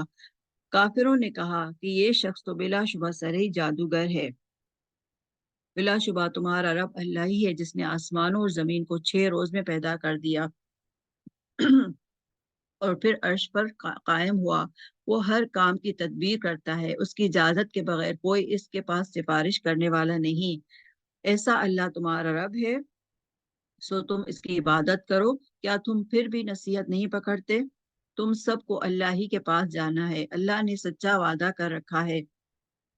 بے شک وہی پہلی بار بھی پیدا کرتا ہے، پھر وہی دوبارہ بھی پیدا کرے گا تاکہ ایسے لوگوں کو جو کہ ایمان لائے اور انہوں نے نیک کام کیے انصاف کے ساتھ جزا دے، اور جن لوگوں نے کفر کیا ان کے واسطے کھولتا ہوا پانی میں پینے کو ملے گا اور دردناک عذاب ہوگا ان کے کفر کی وجہ سے۔ وہ اللہ تعالیٰ ایسا ہے جس نے آفتاب کو چمکتا ہوا بنایا اور چاند کو نورانی بنایا اور اس کے لیے منزلیں مقرر کی تاکہ تم برسوں کی گنتی اور حساب معلوم کر لیا کرو۔ اللہ تعالیٰ نے یہ چیزیں بے فائدہ نہیں پیدا کی، یہ وہ دلائل ہیں کہ ان کو صاف صاف بتا رہا ہے جو دانش رکھتے ہیں، یعنی جو عقل رکھتے ہیں۔ بلا شبہ رات اور دن کے بعد یک کے بعد دیگرے آنے میں اور اللہ تعالیٰ نے جو کچھ آسمانوں اور زمین میں پیدا کیا ہے ان سب میں ان لوگوں کے واسطے دلائل ہیں جو اللہ کا ڈر رکھتے ہیں۔ جن لوگوں کو ہمارے پاس آنے کا یقین نہیں ہے اور وہ دنیاوی زندگی پر راضی ہو گئے ہیں اور اس میں جی لگا بیٹھے ہیں، اور جو لوگ ہماری آیتوں سے غافل ہیں، ایسے لوگوں کا ٹھکانہ ان کے اعمال کی وجہ سے دوزخ ہے۔ یقیناً جو لوگ ایمان لائے اور انہوں نے نیک کام کیے ان کا رب ان کو ان کے ایمان کے سبب ان کے مقصد تک پہنچا دے گا، نعمت کے باغوں میں جن کے نیچے نہریں جاری ہوں گی۔ اللہم تجلنا منہم، ان کے منہ سے یہ بات نکلے گی سبحان اللہ، اور ان کا باہمی سلام کیا ہوگا؟ السلام علیکم، اور ان کی آخر بات یہ ہوگی کہ تمام تعریفیں اللہ کے لیے ہے جو سارے جہاں کا رب ہے۔ تو یہ سورۃ یونس کا پہلا رکوع تھا اور اس کا موضوع ہے حقیقت وحی کے بارے میں شبہات اور انکارات۔ اور وہی پر شبہات کون کر رہا تھا؟ جو منکرین تھے، اور انہوں نے منکرین کا کیا وہ تھا کہ وہ وحی کو جادو کہتے تھے کہ ایک انسان پر وحی کیسے نازل ہوتی ہے۔ تو ان کے جواب میں اللہ تعالیٰ نے فرمایا کہ کتاب نازل کرنے والا کون ہے؟ اللہ تعالیٰ، کہ جس نے آسمان اور زمین کو 6 دنوں میں پیدا کیا، وہ کائنات کا انتظام چلانے والا ہے۔ اس کے حضور اس کے سامنے کوئی سفارش کی جرت نہیں کر سکتا۔ یہی اللہ رب ہے، اس کی عبادت کرو۔ اور سورج کو اس نے روشنی دینے والا ہے، چاند کو چمکانے والا ہے، چاند کے گھٹنے بڑھنے کی تاریخیں مقرر کرنے والا ہے۔ اس نے ہر چیز کو بامقصد بنایا ہے، دنیا میں کوئی چیز بیکار نہیں بنایا، ہر چیز کا ایک مقصد ہے۔ وہ رات اور دن کا الٹ پھیر کرتا ہے، وہ اپنی نشانیاں کھول کھول کر بیان کرتا ہے۔ وہ پیدائش کی ابتدا کرنے والا ہے، پیدائش سے لے کر موت انسان کا محافظ ہے اور ان سب کو دیکھ رہا ہے، اور اس کے بعد پھر مرنے کے بعد دوبارہ پیدا کرے گا اور پھر اسی کی طرف ہم سب کو لوٹ کر جانا ہے، اور وہاں پر وہ پورے انصاف کے ساتھ ہر ایک کو جزا دے گا۔ تو کتاب کو ماننے والے کون ہیں؟ جو ایمان والے ہیں، اس کی کتاب کی صداقت کو قبول کرنے والے ہیں، نیک عمل کرنے والے ہیں۔ ایسے لوگ کہاں جائیں گے؟ نعمتوں بھری جنتوں میں جائیں گے۔ جنت میں ان کی گفتگو کیا ہوگی کہ اللہ تعالیٰ تو پاک ہے، ان کی دعا کیا ہوگی؟ سلامتی کی ہوگی، اور یہ کہ ساری تعریف اللہ رب العالمین کے لیے۔ جنت میں انسان کو نہ کوئی کام کرنا پڑے گا، نہ جاب کرنی پڑے گی، وہاں پہ صرف خوشیاں ہی خوشیاں ہوں گی۔ آگے بھی آئے گا کہ ہوا خیر مما یجمعون، کہ اللہ تعالیٰ جو ہے وہاں پہ انسان کی ہر وہ خواہش، ہر وہ تمنا پوری کرے گا جس کا انسان کو خواہش ہوگی، جس چیز کی وہ خواہش کرے گا وہ پوری ہوگی۔ اور پھر सब तारीफें अल्लाह रब्बुल आलमीन के लिए हैं, दुनिया में भी और आखिरत में भी। फिर किताब में वाले मानने वाले कौन होते हैं कि अल्लाह से मिलने की तवक्को रखते हैं, उनको यकीन होता है कि अल्लाह ताला से ज़रूर मुलाकात करेंगे। दुनिया की ज़िंदगी पर राज़ी और मुतमईन है कि सॉरी, ये वो लोग हैं जो किताब को नहीं मानते, उनको अल्लाह से मिलने की तवक्को नहीं होती है, और वो दुनिया की जिंदगी पर मुतमईन बैठ जाते हैं और अल्लाह ताला की निशानियों से गाफिल हैं। तो उनका ठिकाना क्या होगा? आखिरी ठिकाना जहन्नुम में, क्योंकि गलत अकीदा और गलत तर्ज अमल रखते थे। तो हमारे लिए क्या सबक मिलता है इसमें? कि अल्लाह के हुक्म, उसकी इजाजत के बगैर कोई सिफारिश करने वाला नहीं है। अल्लाह ताला के हुक्म के बगैर और उसकी सिफारिश के बगैर, उसकी इजाजत के बगैर कोई सिफारिश करने वाला नहीं है। अल्लाह ताला ही हम सबका रब है और अल्लाह ताला ही की तरफ हमें पलट कर जाना है। उसी ने सूरज को चमक दी, उसी ने चांद को चमकाया, चांद के घटने घटने बढ़ने की तारीखें मुकर्रर की, बरसों और महीनों का हिसाब मालूम किया, और रब जो है वो ईमान वालों को सीधी राह पर चलाने वाला है। तो हमारे लिए क्या अमल की बात है कि अल्लाह ताला पर और उसकी किताब पर सच्चे दिल से ईमान। के बाद अगला रुकू देखते हैं, आयत नंबर 11। और अगर अल्लाह लोगों पर जल्दी से नुकसान वाक़ई कर दिया करता जिस तरह वो फायदे के लिए जल्दी मचाते हैं, तो उनका वादा कभी का पूरा हो चुका होता। सो हम उन लोगों को जिनको हमारे पास आने का यकीन नहीं है, उनके हाल पर छोड़े रखते हैं कि अपनी सरकशी में भटकते रहें। और जब इंसान को कोई तकलीफ पहुंचती है तो हमको पुकारता है, लेटे भी खड़े भी। फिर जब हम इसकी तकलीफ उससे हटा देते हैं तो वो ऐसा हो जाता है गोया इसने अपनी तकलीफ के लिए जो उसे पहुंची थी कभी हमें पुकारा ही ना था। उन हद से गुजरने वालों के आमाल को उनके लिए इसी तरह खुशनुमा बना दिया गया है। और हमने तुमसे पहले बहुत से गुरोहों को हलाक कर दिया जबकि उन्होंने जुल्म किया, हालांकि उनके पास उनके उनके पास उनके पैगंबर भी दलाइल लेकर आए और वो ऐसे कब थे कि ईमान ले आते। हम मुजरिम लोगों को ऐसी ही सजा दिया करते हैं।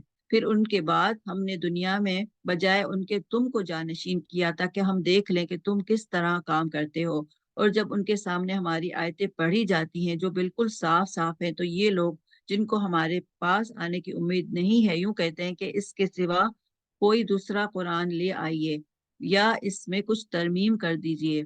आप सल्लल्लाहु अलैहि वसल्लम यूं कह दीजिए कि मुझे ये हक नहीं कि मैं अपनी तरफ से इसमें तरमीम कर दूं, बस मैं तो इसी का इत्तिबा करूंगा जो मेरे पास वही के जरिए से पहुंचा है। अगर मैं अपने रब की नाफरमानी करूं तो मैं एक बड़े दिन के अजाब का अंदेशा रखता हूँ। आप यूं कह दीजिए कि अगर अल्लाह को मंजूर हो तो ना तो मैं तुमको वो पढ़कर सुनाता और ना अल्लाह ताला तुमको इसकी इत्तला देता, क्योंकि मैं इससे पहले तो एक बड़े हिस्से बस बड़े हिस्सा उम्र तक तुम में रह चुका हूँ। फिर क्या तुम अक्ल नहीं रखते? सो इस शख्स से ज्यादा कौन जालिम होगा जो अल्लाह पर झूठ बांधे या उसकी आयतों को जुटलाए, झूठा बतलाए। यकीनन ऐसे मुजरिमों को इस्लाहन फला नहीं होगी। और ये लोग अल्लाह के सिवा ऐसी चीजों की इबादत करते हैं जो ना उनको जरर पहुंचा सकते हैं और ना उनको नफा पहुंचा सकें, और कहते हैं कि ये अल्लाह के पास हमारे सिफारिशी हैं। आप कह दीजिए कि क्या तुम अल्लाह को ऐसी चीजों की खबर देते हो जो अल्लाह ताला को मालूम नहीं? ना आसमानों में और ना जमीन में, वो पाक और बरतर है उन लोगों के शिर्क से। और तमाम लोग एक ही उम्मत के थे, फिर उन्होंने इख्तिलाफ पैदा कर लिया। और अगर एक बात ना होती जो आपके रब की तरफ से पहले ठहर चुकी है, तो जिस चीज में ये लोग इख्तिलाफ कर रहे हैं उसका कतई फैसला हो चुका होता। और ये लोग यूं कहते हैं कि उन पर उनके रब की जानिब से कोई निशानी क्यों नहीं नाजिल होती। सो आप फरमा दीजिए कि गैब की खबर सिर्फ अल्लाह को है। सो तुम भी मुंतजिर रहो, मैं भी तुम्हारे साथ मुंतजिर हूँ। तो ये रुकू नंबर 7 था इस पारे का, और इसका मौजू है हलाकत याफ्ता अक़वाम। और इसमें क्या बात पता चलती है कि अज़ाब इलाही के बारे में अल्लाह ताला का क्या तरीका होता है। अगर अल्लाह ताला इंसानों के साथ बुरा मामला करने में जल्दी करे तो उनकी मोहलत कब की खत्म कर दी गई होती, यानी जिस वक्त जिसको कोई गुनाह करे और उसी वक्त इंसान को सजा मिल जाए तो फिर क्या हो, ये दुनिया कायम ही ना रहे। हर इंसान से गुनाह होता है, उसी वक्त अल्लाह ताला उसको सजा दे दे। मसलन कोई झूठ बोलता है उसी वक्त उसकी जबान कट जाए, कोई चोरी करता है उसी वक्त उसके हाथ कट जाए, तो फिर दुनिया तो खत्म ही हो जाए, फिर इंसान का इम्तिहान ही ना रहे, मोहलत ही खत्म हो जाए, और फिर इंसान की आजमाइश का और दुनिया बनाने का क्या फायदा। और इंसान की आजमाइश भी यही है कि अपने आप को गुनाहों से बचाए। फिर इसमें एक और बात पता चलती है कि आखिरत के मुनकरीन को सरकशी में भटकने के लिए छूट दी जाती है। इसीलिए ना कि ये इंसान की आजमाइश है, और इंसान को अल्लाह ताला देखता है कि कहाँ तक ये गुनाह करता है और कहाँ तक जाता है, और इस आजमाइश में कितना पूरा उतरता है। फिर इंसान इस मुसीबत में खड़े बैठे अल्लाह ताला को पुकारता है। जब मुसीबत आती है तो इंसान अल्लाह ताला को पुकारता है। जब मुसीबत टल जाती है तो फिर क्या करता है, वो चल निकलता है कि गोया कभी इसने बुरे वक्त में अल्लाह को पुकारा ही नहीं था। हद से गुजर जाने वालों के लिए इनके करतूत खुशनुमा बना दिए गए हैं। जो लोग हद से गुजरने वाले होते हैं उन गुनाहों में, तो उनके गुनाहों को अल्लाह ताला एक तरह से खूबसूरत, यानी शैतान खूबसूरत बना के पेश करता है कि देखो, तुम दुनिया में किस लिए आए हो, और तुम इसमें इतने मगन हो जाओ कि अल्लाह को ही भूल जाओ। और ये अल्लाह ताला की तरफ से एक आजमाइश होती है कि बंदे को देखना चाहता है कि किस हद तक ये जाता है। और ये मुजरिमों को इसी तरह जराइम का बदला फिर अल्लाह ताला की तरफ से मिलता है। बाज दफा दुनिया में भी मिल जाता है, बाज दफा फिर दुनिया में नहीं मिलता तो आखिरत में तो मिलेगा ही। फिर इसमें ये भी पता चलता है कि पहले गुजरी हुई जालिम कौमों को अल्लाह ताला ने हलाक कर दिया। वो भी हमें देखना चाहिए कि पिछली कौमें, कौम आद, समूद, कौम नूह, किस तरह उनको अल्लाह ताला ने हलाक कर दिया। तो आज के दौर में भी अल्लाह ताला ये कर सकता है। उनके रसूल उनके पास रोशन निशानियां लेकर आए, मगर उन्होंने नहीं माना, तो अल्लाह ताला ने जाहिर है उनको फिर खत्म कर दिया। और फिर ये जो हलाक याफ्ता कौमें थी उनके साथ क्या हुआ कि अल्लाह ताला ने जमीन में जगह उनको दी ताकि वो देखें कि कैसे अमल करते हैं। और फिर जब कुरान सुनाया जाता है तो कहते हैं कि कोई और कुरान ले आओ या इसमें तरमीम कर दो, कुरान को भी चेंज करने का कहते हैं। तो आपको हुक्म दिया गया कि इन्हें बता दें कि ये मेरा काम नहीं कि मैं अपनी तरफ से इसको तब्दील करूं। उन्हें बता दें कि मैं वही का पैरोकार हूं, यानी जो कुछ मुझ पर वही की जाती है मैं सिर्फ वही तुम्हें बताता हूँ। फिर अल्लाह ताला आपको हुक्म दे रहे हैं कि उन्हें बता दें कि अगर मैं अपने रब की नाफरमानी करूं तो हौलनाक दिन का अजाब का डर है। यानी अल्लाह ताला नबी सल्लल्लाहु अलैहि वसल्लम को भी एक तरह से वार्न कर रहे हैं कि अगर आपने भी नाफरमानी की तो आपको भी अजाब आ सकता है। फिर अगर अल्लाह ताला की मशीयत यही होती तो मैं तुम्हें कुरान ना सुनाता और अल्लाह ताला तुम्हें इसकी खबर ना देता। तो ये भी अल्लाह ताला ही की मर्जी, अल्लाह ताला की ही मशीयत है कि अल्लाह ताला ही आपको हुक्म देता है कि इन्हें कुरान सुनाइए। फिर हम देखें कि हमारे लिए इसमें क्या सबक मिलता है कि नबी सल्लल्लाहु अलैहि वसल्लम से निशानी का मुतालबा ये बहुत ही गलत चीज है। और फिर हमें ये भी देखना है कि अल्लाह ताला बुरा मामला करने में जल्दी नहीं करता। वही बात जो मैंने पीछे कही कि इंसान को ढील देता है, और ये आजमाइश होती है इंसान की। और अल्लाह ताला ही मुसीबतों को टालता है, अल्लाह ताला ही जालिमों को हलाक करने वाला है। अल्लाह ताला मुजरिमों को उनके जराइम का बदला देता है। अल्लाह ताला जमीन में जगह देने के बाद देखता है कि हम कैसे अमल करते हैं। और अल्लाह ताला शिर्क से पाके अल्लाह ताला की मशीयत से सारे काम होते हैं, क्योंकि वो गैब का और हाजिर का हर चीज का मालिक और मुख्तार है। हमारे लिए अमल की क्या बात है, खास तौर पे कि हम सुन्नतों पर अमल करें, और खास तौर पर वो सुन्नतें जो अब खत्म होती जा रही हैं उसको जिंदा करें। कोई भी सुन्नत हो, एक सुन्नत जो अक्सर मैं शेयर करती हूँ कि आप सल्लल्लाहु अलैहि वसल्लम की आदत थी कि जब फजर की नमाज पढ़ते थे तो सुन्नतें पढ़ने के बाद थोड़ा सा राइट साइड पे लेटते थे करवट लेके, तो इसके बाद फिर नमाज के लिए जाते थे। यानी एक थोड़ा सा घर में नमाज, जैसे अगर मर्द है तो घर में पढ़ रहे हैं तो सुन्नत, अगर घर में पढ़ रहे हैं तो थोड़ा सा सुन्नत पढ़ने के बाद, दो सुन्नत के बाद थोड़ा सा लेट कर आराम करते थे, और इसके बाद फिर नमाज के लिए जाते थे। तो ये सुन्नत हम भी कर सकते हैं, इसको भी पूरा कर सकते हैं। इस तरह और बहुत सी सुन्नतें, दिन रात की कई सुन्नतें हैं जिनको हम फॉलो कर सकते हैं। जूता पहनने की, कपड़े पहनने की, खाने पीने की, सोने की, हर तरह की सुन्नतें और हर चीज की दुआएं भी आप सल्लल्लाहु अलैहि वसल्लम ने हमको सिखाई है, तो वो भी हम कर सकते हैं। इसके बाद आगे चलते हैं, आयत नंबर 21 है। और जब हम लोगों को इस अमर के बाद कि उन पर कोई मुसीबत पड़ चुकी हो किसी नेमत का मजा चखा देते हैं तो वो फौरन ही हमारी आयतों के बारे में चालें चलने लगते हैं। आप कह दीजिए कि अल्लाह चाल चलने में तुमसे ज्यादा तेज है, बिल यकीन हमारे फरिश्ते तुम्हारी सब चालों को लिख रहे हैं। वो अल्लाह ऐसा है कि तुमको खुशकी और दरिया में चलाता है, यहाँ तक कि जब तुम खुश خشکی में होते हो, और वो कश्तियां लोगों को मवाफिक हवा के जरिए से लेकर चलती हैं, और वो लोग उनसे खुश होते हैं। उन पर एक झोंका सख्त हवा का आता है और हर तरफ से उन पर मौजें उठती चली जाती हैं, और वो समझते हैं कि बुरे आगरे। उस वक्त सब खालिस एतकाद करके अल्लाह ही को पुकारते हैं कि अगर अगर तो हमको अगर तू हमको इससे बचा ले तो हम जरूर शुक्रगुजार बन जाएंगे। फिर जब अल्लाह ताला उनको बचा लेता है तो फौरन ही वो जमीन में नाहक सरकशी करने लगते हैं। ए लोगो, ये तुम्हारी सरकशी तुम्हारे लिए वबाल होने वाली है। दुनियावी जिंदगी के चंद फायदे हैं, फिर हमारे पास तुमको आना है, फिर हम सब तुम्हारा क्या हुआ तुमको बतला देंगे। बस दुनियावी जिंदगी की हालत तो ऐसी है जैसे हमने आसमान से पानी बरसाया, फिर इससे जमीन की नबातात जिनको आदमी और चौपाए खाते हैं खूब गंजान होकर निकली, यहाँ तक कि जब वो जमीन अपनी रौनक का पूरा हिस्सा ले चुकी और इसकी खूब ज़ेबाइश हो गई और इसके मालिकों ने समझ लिया कि अब हम इस पर बिल्कुल काबिज हो चुके, तो दिन में या रात में इस पर हमारी तरफ से कोई हुक्म यानी अजाब आ पड़ा, सो हमने उसको ऐसा साफ कर दिया कि गोया कल वो मौजूद ही न थी। हम इसी तरह आयात को साफ साफ बयान करते हैं ऐसे लोगों के लिए जो सोचते हैं। और अल्लाह ताला सलामती के घर की तरफ तुमको बुलाता है और जिसको चाहता है राह रास्त पर चलने की तौफीक देता है। जिन लोगों ने नेकी की है उसके वास्ते खूबी है और मजीद बराह भी, और इनके चेहरों पर ना सियाही छाएगी और ना जिल्लत। ये लोग जन्नत में रहने वाले हैं और वो इसमें हमेशा रहेंगे। अल्लाहुम्मा तजल्लना मिन्हुम। और जिन लोगों ने बद काम किए उनकी बदी की सजा इसके बराबर मिलेगी, और उनको जिल्लत छाएगी, उनको अल्लाह ताला से कोई ना बचा सकेगा। गोया उनके चेहरों पर अंधेरी रात के परत लपेट दिए गए हैं। ये लोग दोजख में रहने वाले हैं और उसमें हमेशा रहेंगे।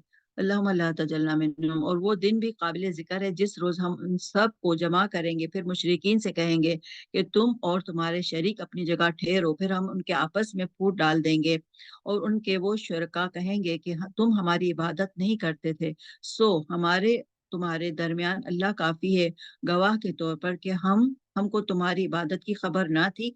इस मकाम पर हर शख्स अपने अगले किए हुए कामों की जांच कर लेगा, और ये लोग अल्लाह की तरफ जो उनका मालिक हकीकी है लौटाए जाएंगे, और जो कुछ झूठ बांधा करते थे सब उनसे गायब हो जाएंगे।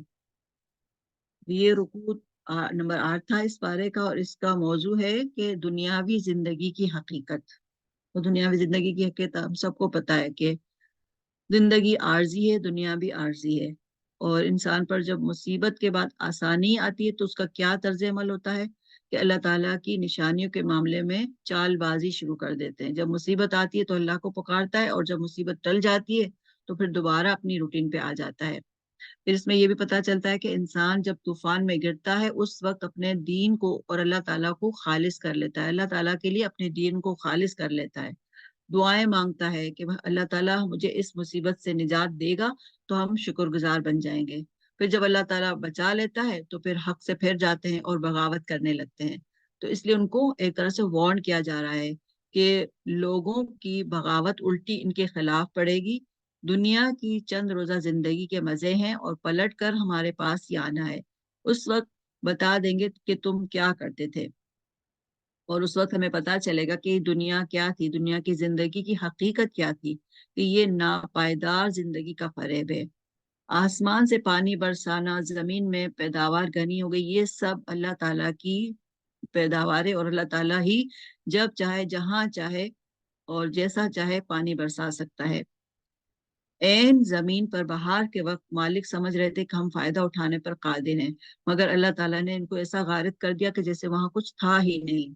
ये भी अल्लाह ताला की एक कुदरत है, जब चाहे जहां चाहे कोई मुसीबत भी डाल सकता है और मुसीबत को हटा भी सकता है।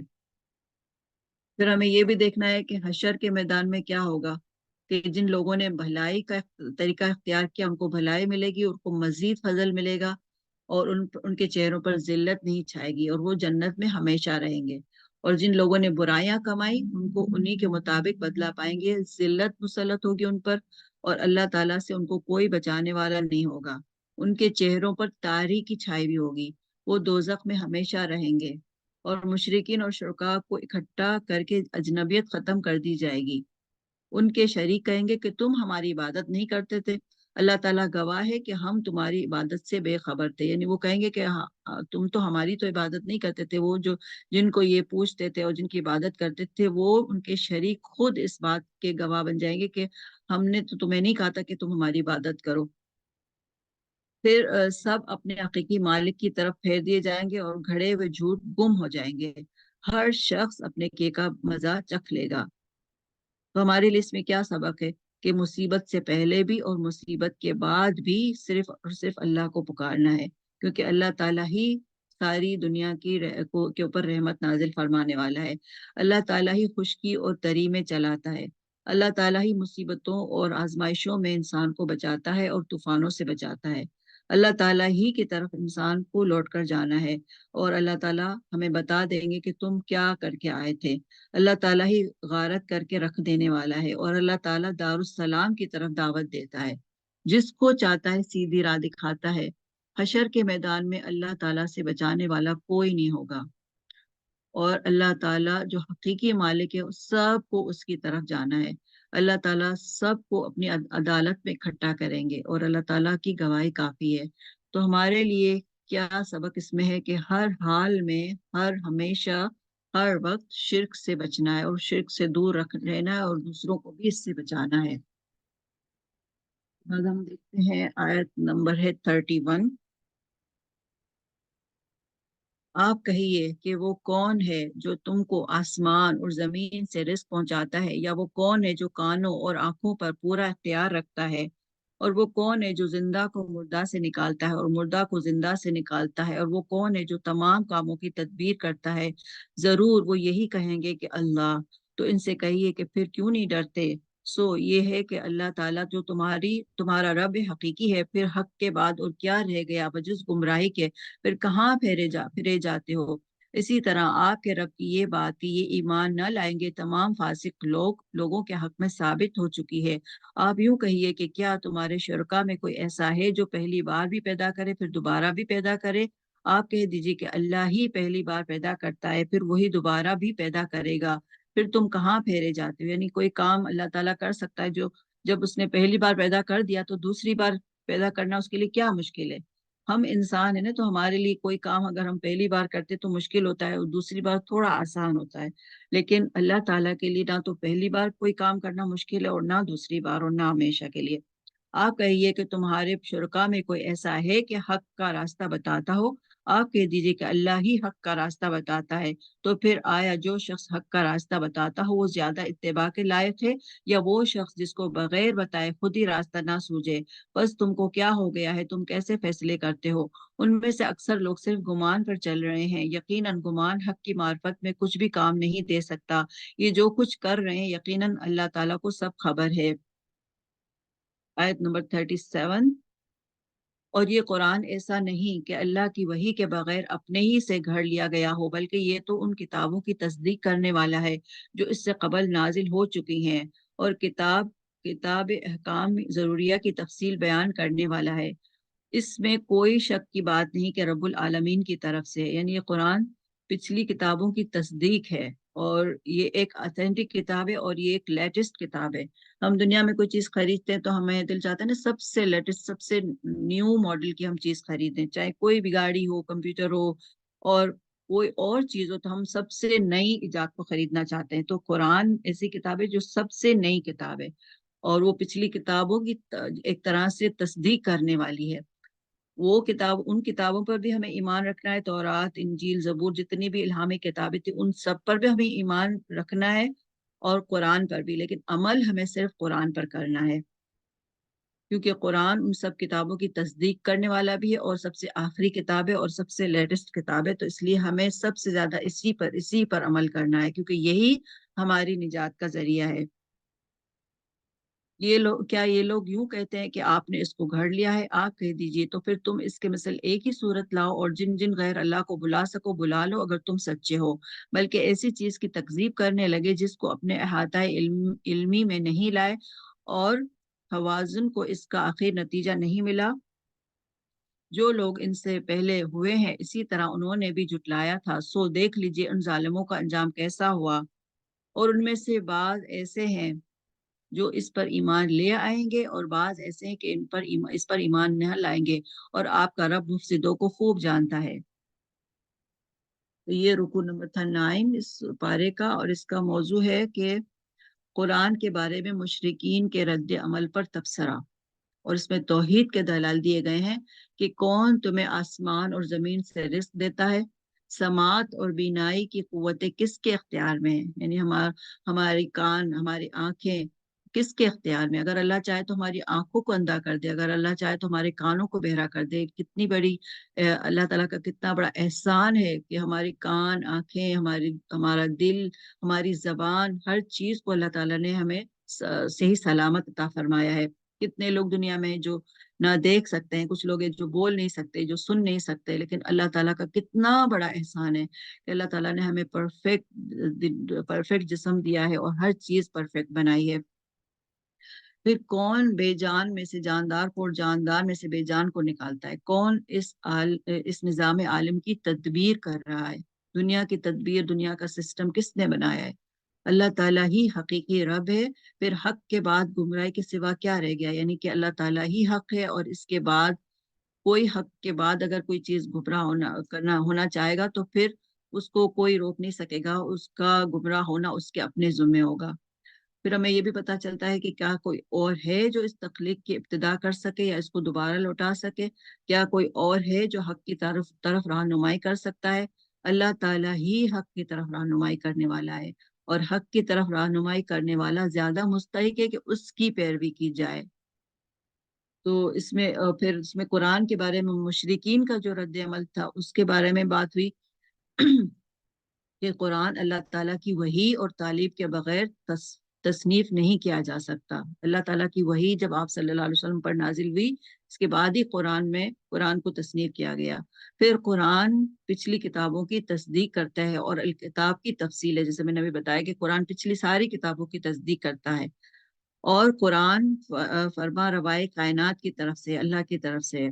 اگر تم کہتے ہو کہ پیغمبر نے اسے خود گھڑ لیا ہے تو اس جیسی ایک صورت بنا لاؤ اور اپنے پروردگار کو بلا لو، یعنی جو بھی جھوٹے خدا ان کو بلا لو، ایک صورت، ایک آیت بھی کوئی نہیں بنا سکتا۔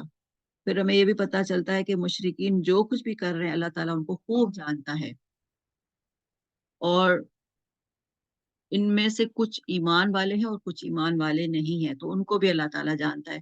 تو ہمارے لیے اس میں عمل کی کیا بات ہے کہ اس قرآن پر عمل کرنا ہے اور ان لوگوں تک پہنچانے کی کوشش کرنی ہے جن تک ابھی تک ہی نہیں پہنچا، ابھی تک جو اس روشنی سے محروم ہے، ابھی تک جو لوگ اندھیرے میں، جہالت کے اندھیروں میں بے دین ہے، ان تک اس قرآن کو پہنچانے کی کوشش کرنی ہے۔ اس کے بعد ہم آگے چلتے ہیں، آیت نمبر ہے ہماری 41۔ میرا عمل اور تمہارے لیے تمہارا عمل، سوری یہاں سے، اور اگر آپ کو جھٹلاتے رہیں تو یہ کہہ دیجئے کہ میرے لیے میرا عمل اور تمہارے لیے تمہارا عمل، تم میرے عمل سے بری ہو اور میں تمہارے عمل سے بری ہوں۔ اور ان میں سے بعض ایسے ہیں جو آپ کی طرف کان لگائے بیٹھے ہیں، کیا آپ بہنوں کو سناتے گو ان کو سمجھ بھی نہ ہو؟ اور ان میں سے بعض ایسے ہیں کہ آپ کو تک رہے ہیں، پھر کیا آپ اندھوں کو راستہ دکھلانا چاہتے ہیں گو ان کو بصیرت بھی نہ ہو؟ یہ یقینی بات ہے کہ اللہ تعالیٰ لوگوں پر خود ظلم نہیں کرتا، لیکن لوگ خود ہی اپنی جانوں پر ظلم کرتے ہیں۔ اور ان کو وہ دن یاد دلائیے جس میں اللہ تعالیٰ ان کو اپنے حضور جمع کرے گا، تو ان کو ایسا محسوس ہوگا کہ گویا وہ دنیا میں سارے دن کی ایک آدھ گھڑی رہے ہوں گے، اور آپس میں ایک دوسرے کو پہچاننے کو ٹھہرے ہوں گے۔ یعنی جب قیامت کے دن انسان اٹھے گا تو اس کو ایسا لگے گا بس ابھی تو سویا تھا اور ابھی اٹھ گیا، جیسے ہم سورہ کہف میں پڑھتے ہیں نا کہ یومن و بعد یوم، ایک دن یا دن کا کچھ حصہ، یعنی دنیا کی زندگی تو ایک لمحے کی ہے اللہ کی نظر میں۔ قیامت کے دن جب کوئی اٹھے گا تو اس کو یوں لگے گا کہ جیسے ہماری آرام گاہ سے ہم کو کس نے اٹھا دیا، یعنی وہ دن اتنا ہولناک ہوگا، اتنا خوفناک ہوگا کہ قبر کا عذاب بھی ان کو کم لگے گا۔ تو اتنا بڑا وہ دن ہوگا، تو اس وقت ان کو یہ لگے گا کہ ہماری آرام گاہ سے جو اجداز کا لفظ آتا ہے سورۃ یاسین میں کہ ہماری قبروں سے ہم کو کس نے اٹھا دیا، ہماری آرام گاہوں سے ہم کو کس نے اٹھا دیا۔ اور پھر ان کو ایسا لگے گا کہ جیسے دنیا میں چند گھڑی رہے ہیں، ایک دن یا آدھ گھڑی رہے ہوں گے، اور آپس میں ایک دوسرے کو پہچاننے کو ٹھہرے ہوں۔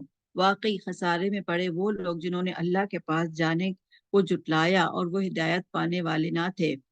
اور जिसका इरादा और जिसका उनसे हम वादा कर रहे हैं उसमें से कुछ थोड़ा सा अगर हम आपको दिखला दें या उनके ज़हूर से पहले हम आपको वफात दे दें, सो हमारे पास तो उनको आना ही है, फिर अल्लाह इन सब के अफ़ाल पर गवाह है।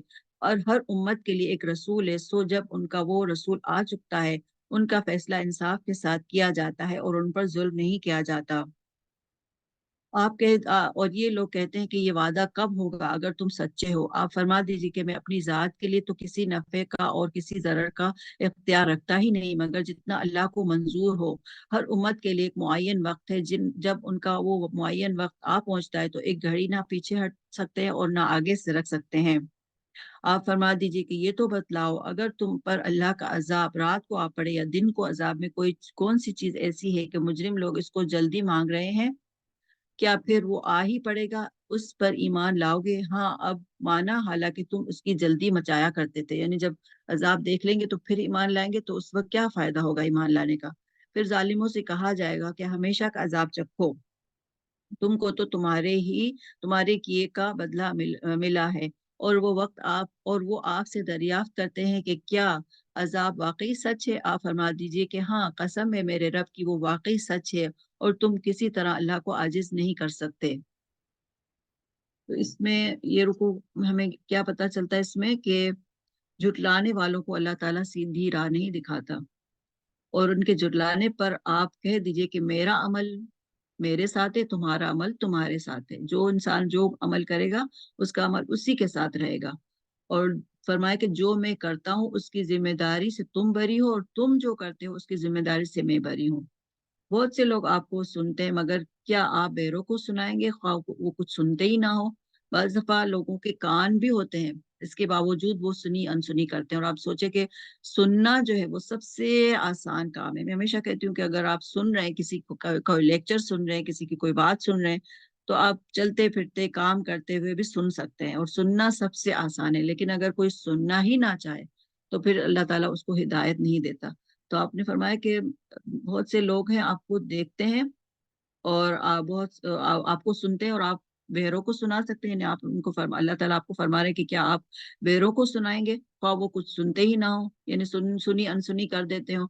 बहुत से लोग आपको देखते हैं मगर क्या आप अंधों को रास्ता बताएंगे ख्वाह उन्हें कुछ सूझता ना हो? यानी उनकी आंखें हैं लेकिन वो इसके बावजूद भी हक को देखना नहीं चाहते। तो इसमें ये भी पता चलता है कि जिस रोज अल्लाह ताला उन्हें इकट्ठा करेगा उस दिन ये समझ लेंगे कि एक घड़ी भर जान पहचान को ठहरे हुए थे। यानी एक घड़ी कहीं, जैसे हम जाते हैं सफर में जाते हैं या कहीं थोड़ी देर के लिए किसी जगह जाते हैं तो एक दूसरे के लिए थोड़ी देर की पहचान हो जाती है।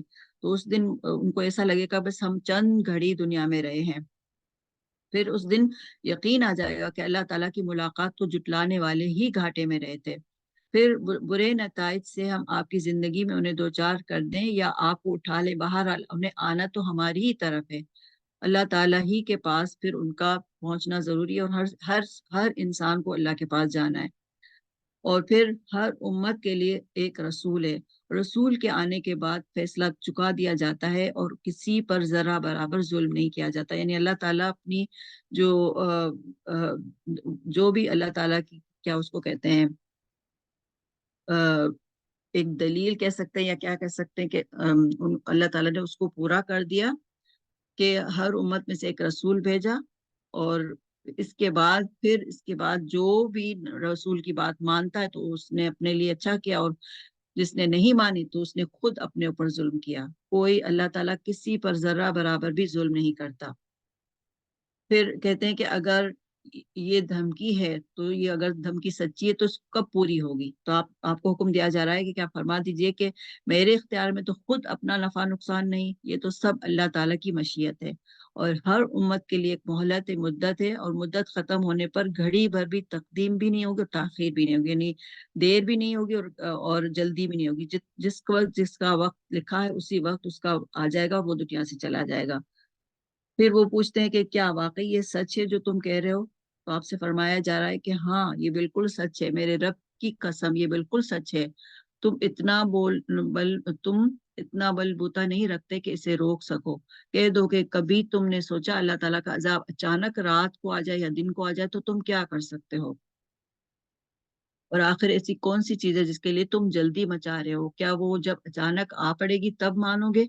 अब बचना चाहते हो हालांकि खुद जल्दी मचा रहे थे, यानी कि आल आना अब ईमान लाते हो, अब तुम इस बात को मानते हो। अब पहचानना चाहते हो हालांकि खुद जल्दी मचा रहे थे। अब हमेशा का मजा चखो, जो तुम कमाई करते थे उसकी पादाश के सिवा और क्या बदला तुम्हें दिया जा सकता है।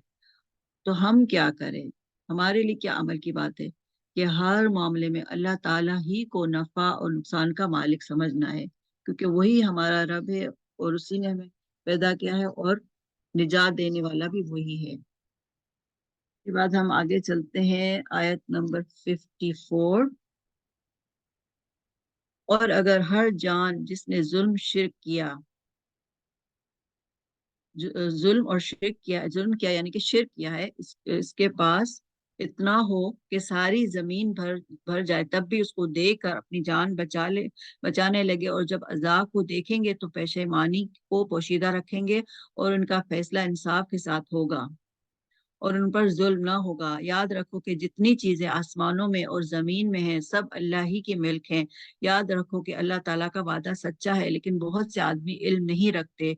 वही जान डालता है, वही जान निकालता है, और तुम सब उसी की तरफ वापस उसी के पास लाए जाओगे। ए लोगो, तुम्हारे पास तुम्हारे रब की तरफ से एक चीज आई जो नसीहत है। सुभान अल्लाह, खूबसूरत आयत आ गई। या अय्युहन्नासु क़द जाअतकुम मौइज़तुम मिर रब्बिकुम व शिफ़ाउन लिमा फ़िस सुदूर व हुदन व रहमतुल लिल मुमिनीन। ए लोगो, तुम्हारे पास तुम्हारे रब की तरफ से एक ऐसी चीज आई है जो नसीहत है, और दिलों में जो रोग हैं उनके लिए शिफा है, और रहनुमाई करने वाली है, और रहमत है ईमान वालों के लिए। ईमान वालों के लिए रहमत है। और वो क्या चीज है, वो कुरान पाक है। और उस कुरान को पाकर, उस कुरान को पढ़कर हमें क्या करना चाहिए, फरमाया कुल बिफदलिल्लाहि व बिरहमतिही फबिज़ालिका फलयफरहू हुवा खैरुम मिम्मा यजमऊन। आप कह दीजिए कि बस लोगों को अल्लाह के इस इनाम और रहमत पर खुश होना चाहिए, वो इससे बदरजहा बेहतर है जिसको वो जमा कर रहे हैं।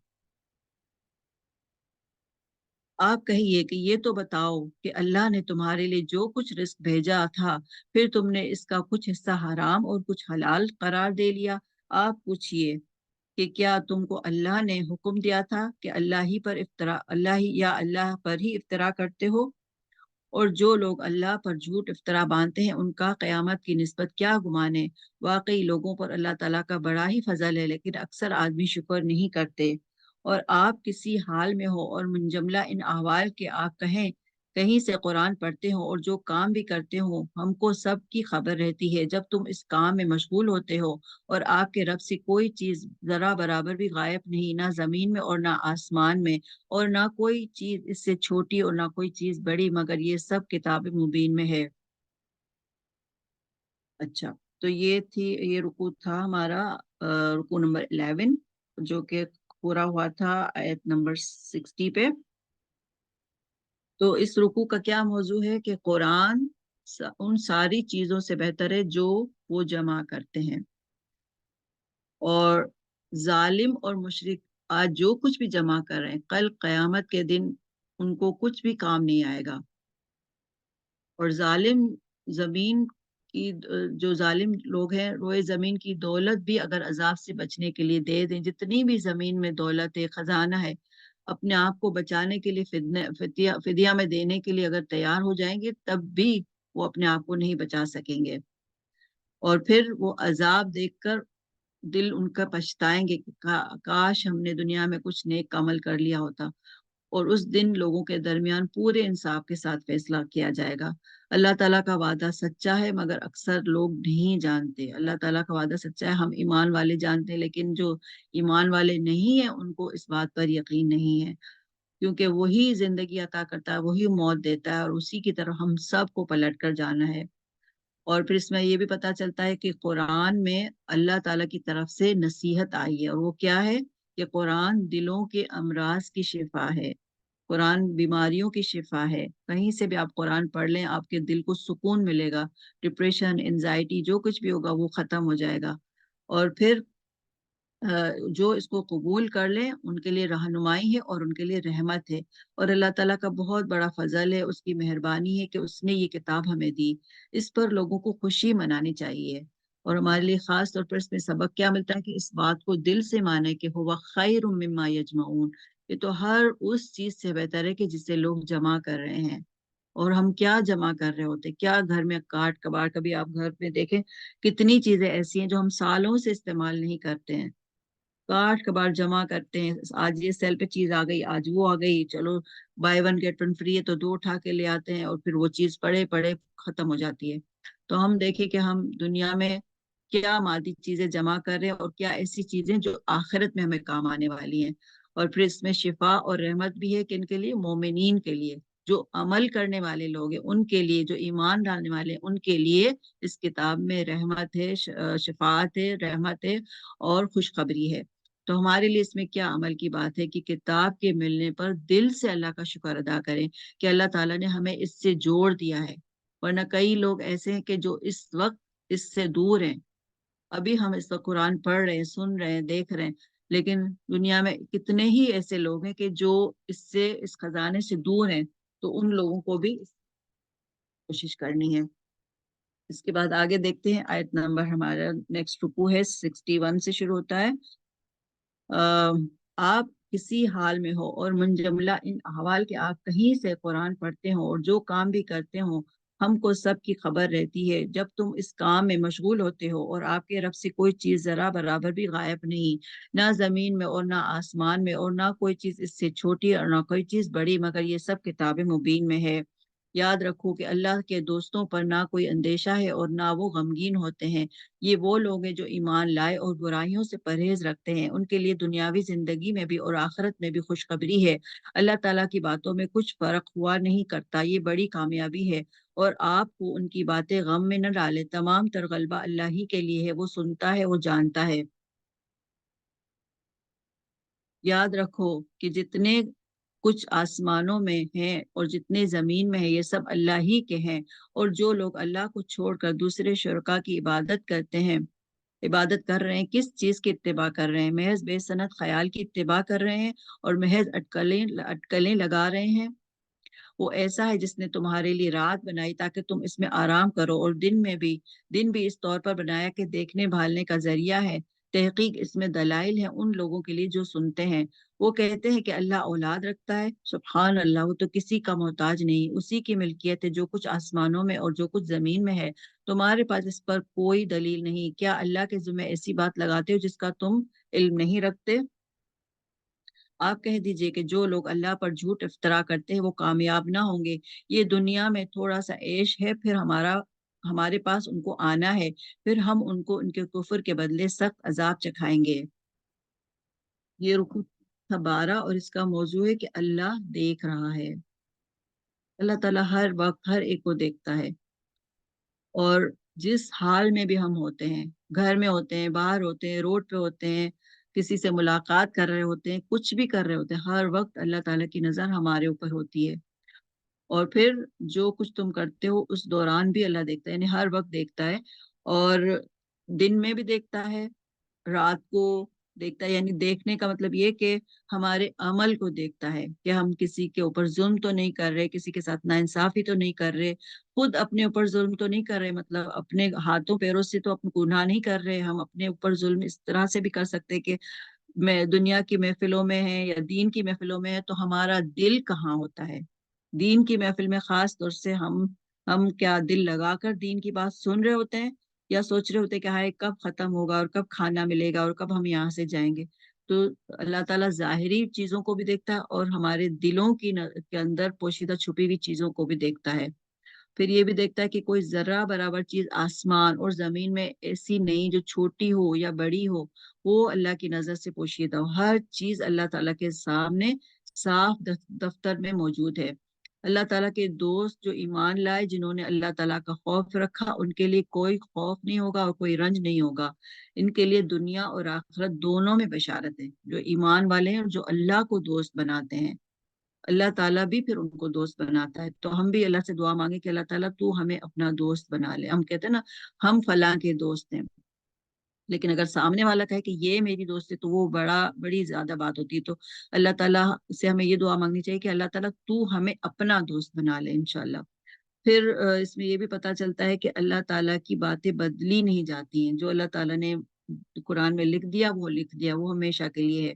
پھر فرمایا کہ اے نبی صلی اللہ علیہ وسلم، جو باتیں یہ لوگ کر رہے ہیں آپ ان پر رنجیدہ نہ ہو، آپ کو غم نہیں ہونا چاہیے، کیونکہ اللہ تعالیٰ آپ کے ساتھ ہے، وہ سب کچھ سنتا ہے اور جانتا ہے، کیونکہ عزت ساری کی ساری اللہ تعالیٰ کے اختیار میں ہے، اور آسمان اور زمین کے رہنے والے سب اللہ کی مخلوق ہیں اور مملوک ہیں۔ جو اللہ کے سوا کسی کو پکارتے ہیں وہ وہم کے پیروکار ہیں، وہ صرف قیاس آرائیاں کرتے ہیں۔ اللہ تعالیٰ نے تمہارے لیے رات بنائی تاکہ تم اس میں سکون حاصل کرو، اور دن بنایا تاکہ اس کو روشن بنایا تاکہ تم اس میں کام کر سکو۔ لوگوں نے کہا کہ اللہ تعالیٰ نے کسی کو بیٹا بنا لیا، نعوذ باللہ، تو وہ تو ہر چیز سے بے نیاز ہے، اس کو بیٹے کی کیا ضرورت ہے؟ آسمان اور زمین میں جو کچھ ہے اسی کی ملکیت ہے۔ اور پھر اس میں یہ بھی بات پتہ چلتی ہے کہ علم کے بغیر اللہ تعالیٰ کے بارے میں بات کرنے کے لیے کسی کے پاس کوئی دلیل ہے؟ کیا ہمارے پاس کوئی دلیل ہے کہ ہم اللہ کے خلاف کر سکیں؟ اور اس میں پھر یہ بھی بات پتہ چلتی ہے کہ جو مومن ایمان والا بندہ ہوتا ہے اس کو دنیاوی غم تو ہوتے ہیں، جیسے نبی صلی اللہ علیہ وسلم کو بھی غم ملے تھے جب آپ کے بیٹے کی وفات ہوئی تھی، لیکن مومن کا جو معاملہ ہوتا ہے وہ غم مستقل طور پر اس میں برقرار نہیں رہتا، وقتی طور پر اس کو غم ضرور ہوتا ہے، لیکن پھر قرآن اس کے لیے شفا بن جاتا ہے، اور پھر اللہ تعالیٰ کی ہدایت بھی اس کو ملتی ہے، اور پھر وہ غم سے باہر نکل آتا ہے، یعنی دائمی غم لاحق نہیں ہوتا اس کو۔ اسی طرح ذلت کا غم بھی ہوتا ہے، دشمن کے غلبے کا غم ہوتا ہے، دین کے اقتدار کے ختم ہونے کا غم ہوتا ہے، اور یہ سارے غم ہوتے ہیں، لیکن پھر اللہ تعالیٰ ایمان والوں کو تسلی دیتا ہے۔ نبی صلی اللہ علیہ وسلم نے فرمایا کہ اللہ کے بندوں میں سے کچھ ایسے لوگ بھی ہیں جو نہ نبی ہوں گے نہ شہید، لیکن قیامت کے دن اللہ کے ہاں ان کے بلند مراتب و منازل کی وجہ سے انبیاء شہداء ان پر رشک کریں گے۔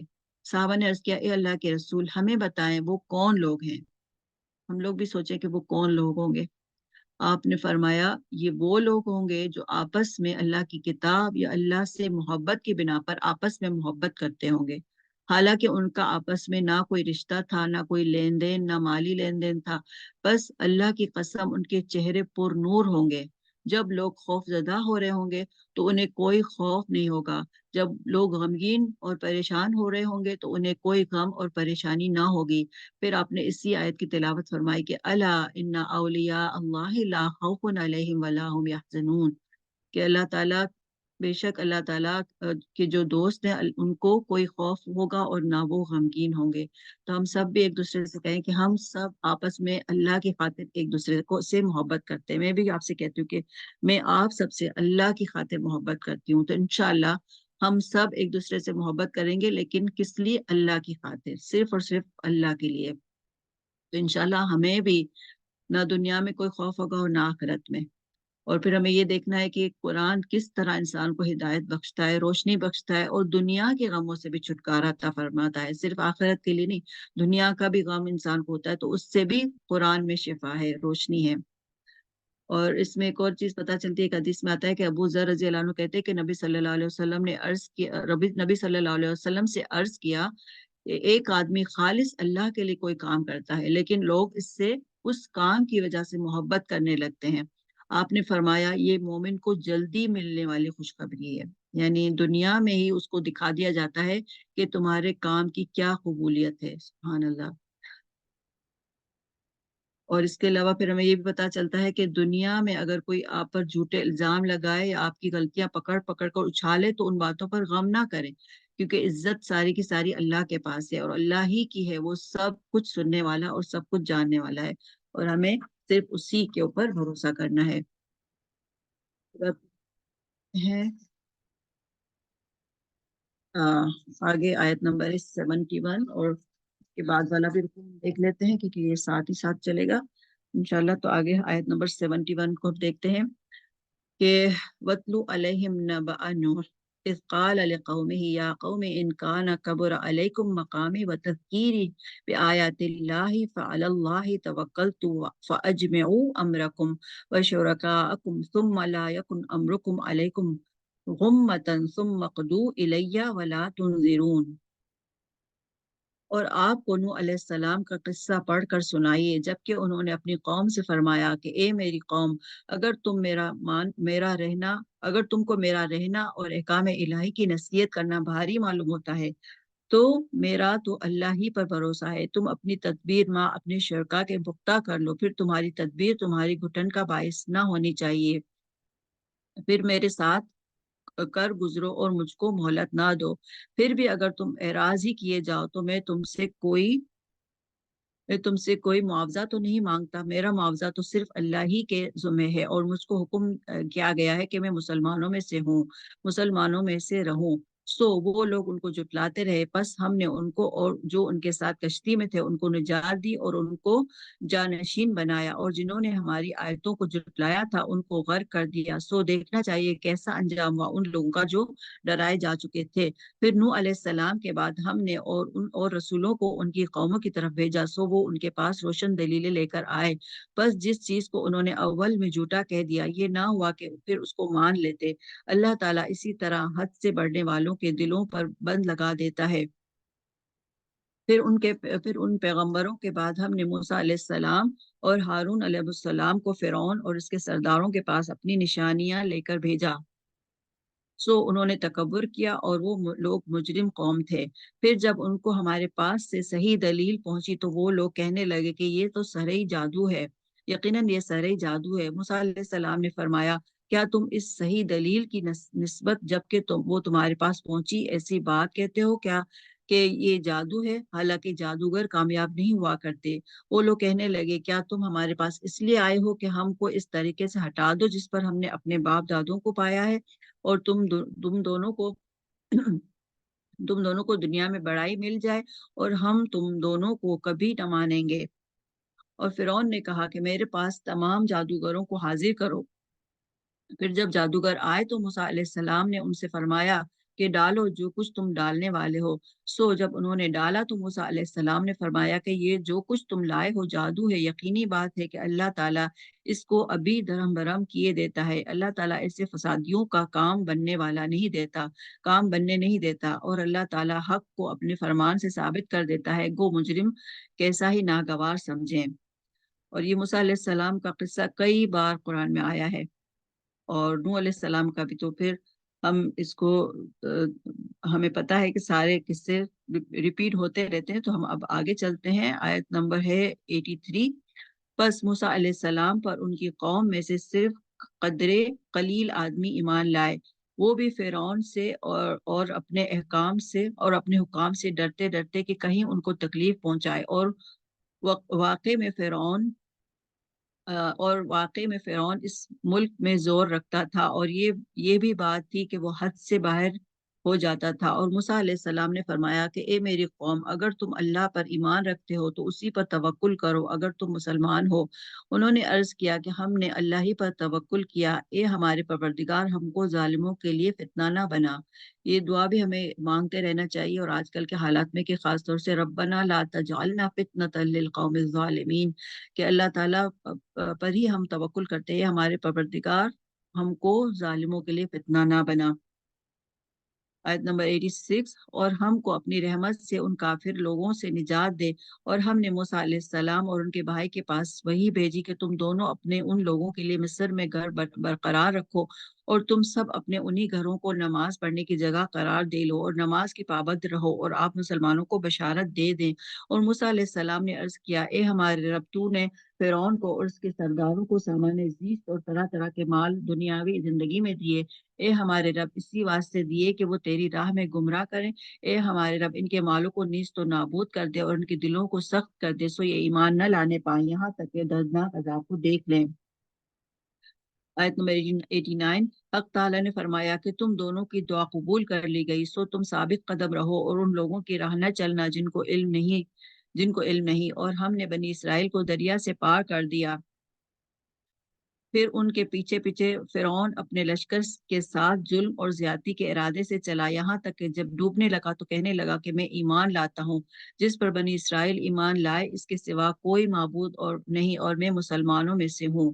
جواب دیا گیا अब ईमान लाता है। आल आना वक़द असैतु क़ब्लु व कुन्तु मिनल मुफ़सिदीन, कि अब ईमान लाता है और पहले सरकशी करता रहा और मुफसिदों में दाखिल रहा। सो आज हम सिर्फ तेरी लाश को निजात देंगे ताकि तू उनके लिए निशाने इबरत हो जो तेरे बाद हैं, और हकीकत यह है कि बहुत से आदमी हमारी निशानियों से गाफिल हैं। तो ये जो रुकू था नंबर 14, और इसका क्या टॉपिक है कि तारीख तारीख दावत और तकजीब और हजरत मूसा अलैहिस्सलाम का मैदान दावत। और वो क्या था कि कौम के चंद नौजवानों के सिवा कोई नहीं माना। फिर फिरौन और कौम के सरबराहों से लोग खौफजदा थे और वो ये डरते थे कि कहीं वो उनको अजाब में मुब्तला ना कर दें। फिरौन गलबा रखता था और वो किसी हद तक नहीं रुकता था। लेकिन अपनी कौम से हजरत मूसा अलैहिस्सलाम ने कहा कि अल्लाह पर भरोसा रखो, अगर तुम मोमिन हो, मुसलमान हो। तो फिर लोगों ने कहा कि हम अल्लाह पर भरोसा करते हैं। ए हमारे रब, हमें जालिम लोगों के लिए फितना ना बना और काफिरों से निजात ना देना। अल्लाह ताला ने हुक्म दिया कि मिस्र में चंद मकानों को किबला ठहरा कर नमाज कायम करो और अहले ईमान को बशारत दे दो।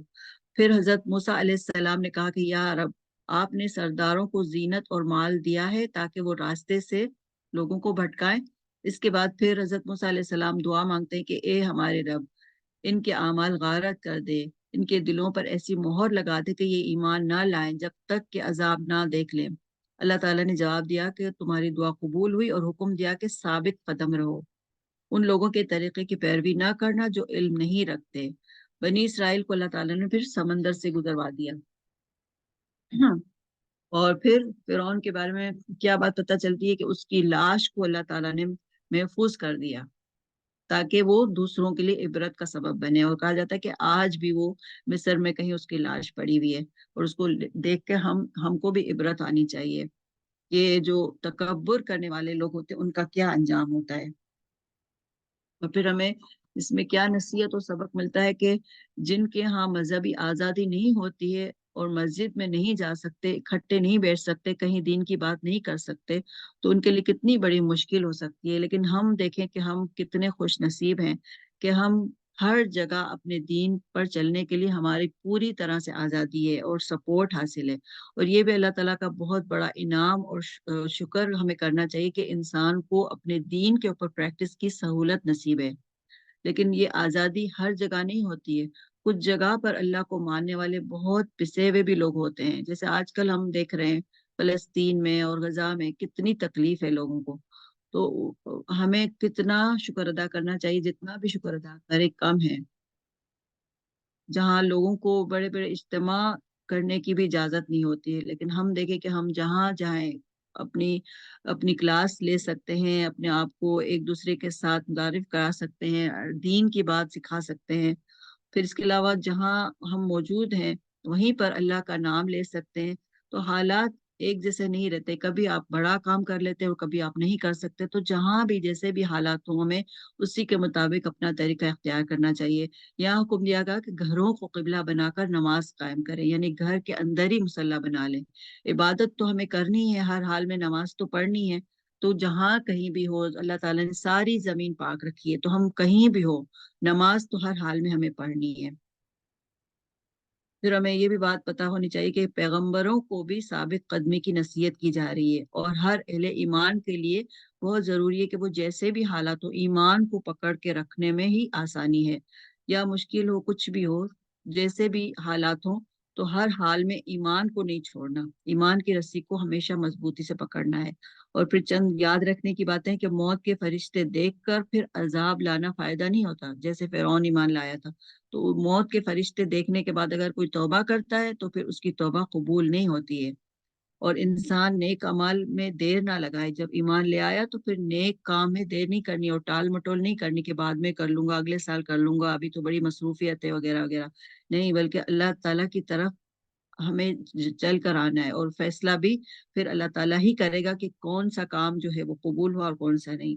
हजरत अबू हुरैरा रज़ी अल्लाह अन्हु कहते हैं कि रसूलुल्लाह सल्लल्लाहु अलैहि वसल्लम ने फरमाया, तीन चीजों के जाहिर हो जाने के बाद किसी ऐसे शख्स को उसका ईमान लाना फायदा ना देगा जो उससे पहले ईमान ना लाया था, या उसने अपने ईमान की हालत में कोई नेकी नहीं की थी। और वो तीन चीजें क्या हैं? जब सूरज मगरिब से निकलेगा, जब दज्जाल निकल आएगा, جب زمین سے جانور نکلے گا جو لوگوں سے باتیں کرے گا۔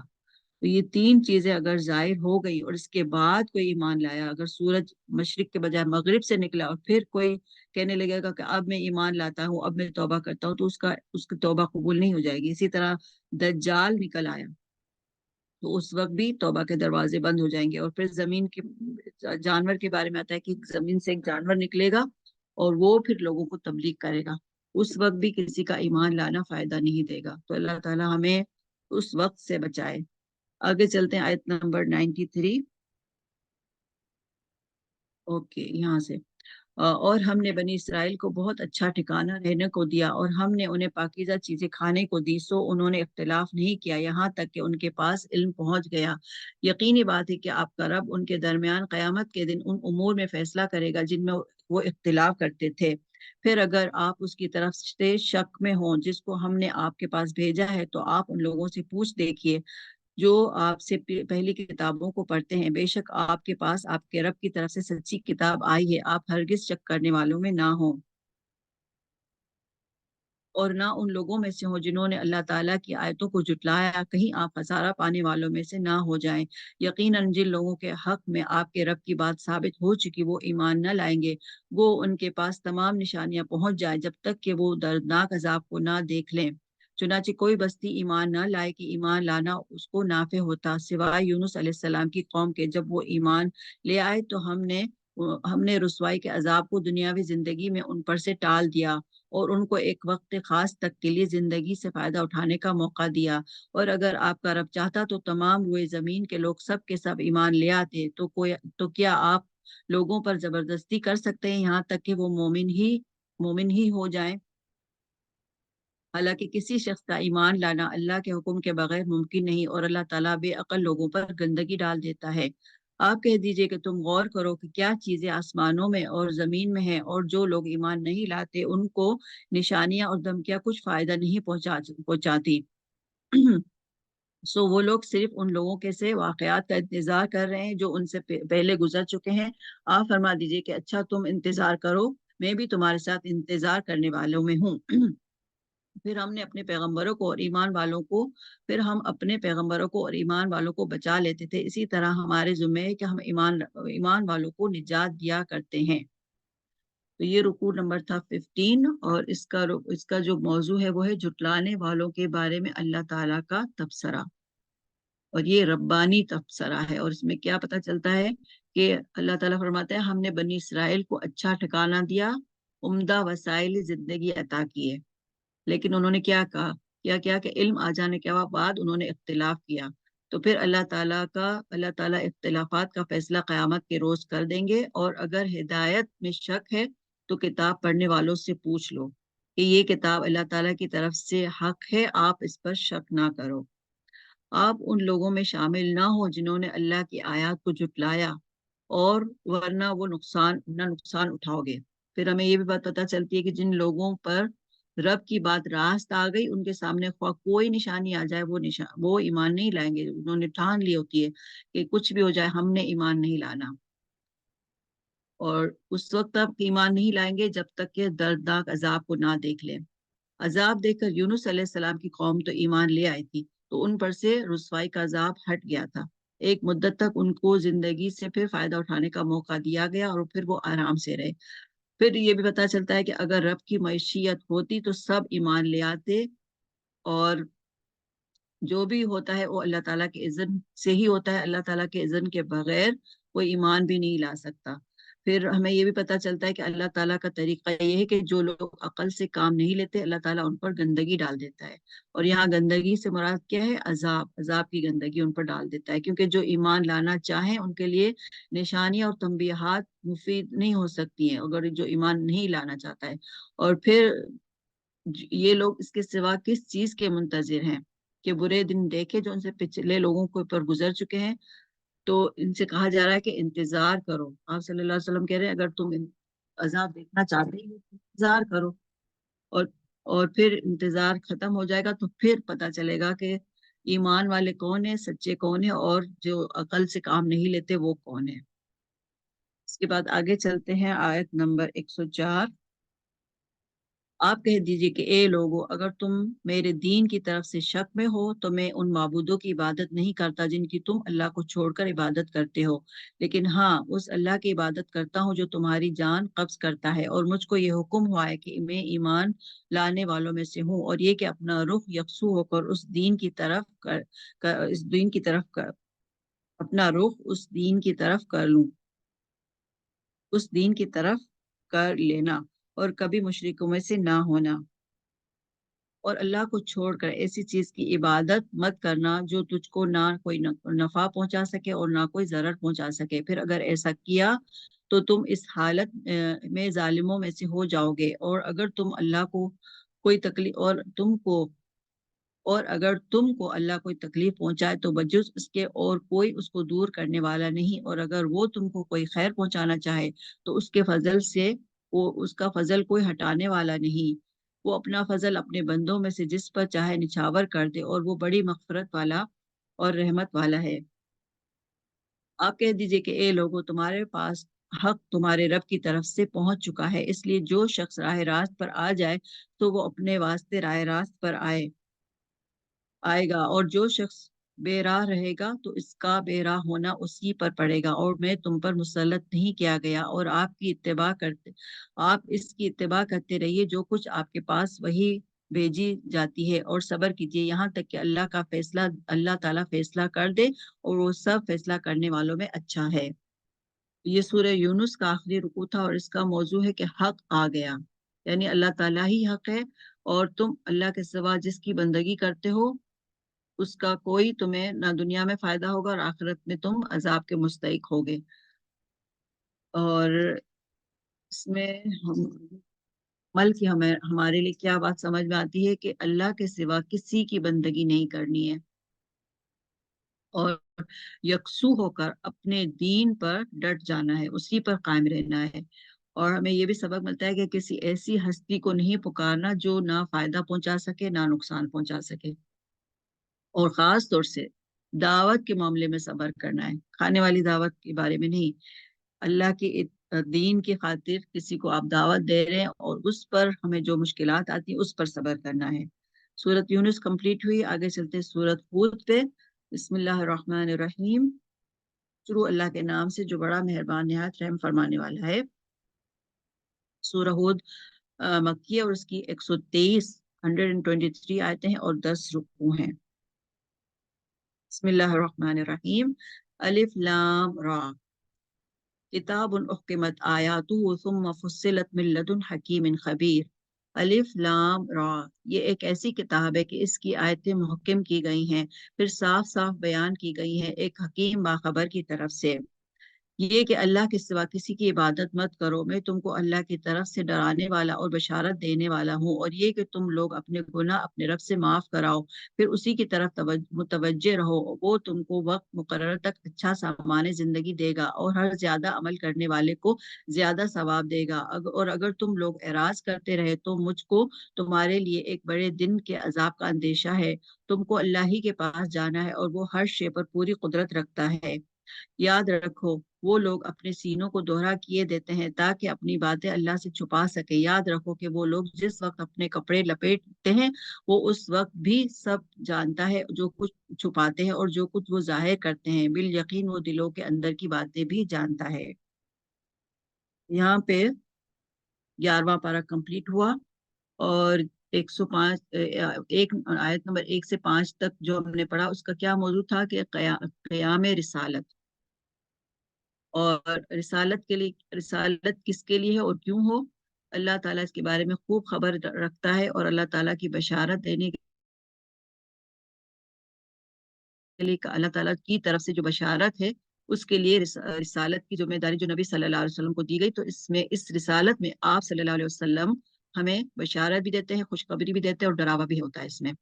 اور پھر ہمیں یہ بھی پتہ چلتا ہے کہ ایک اللہ کی بندگی کی دعوت ہے سب کے لیے، کیوں؟ کیونکہ اللہ تعالیٰ کا فرمان ہے کہ پختہ آیات اور مفصل ارشادات لیے ہوئے نبی کو بھیجا گیا ہے۔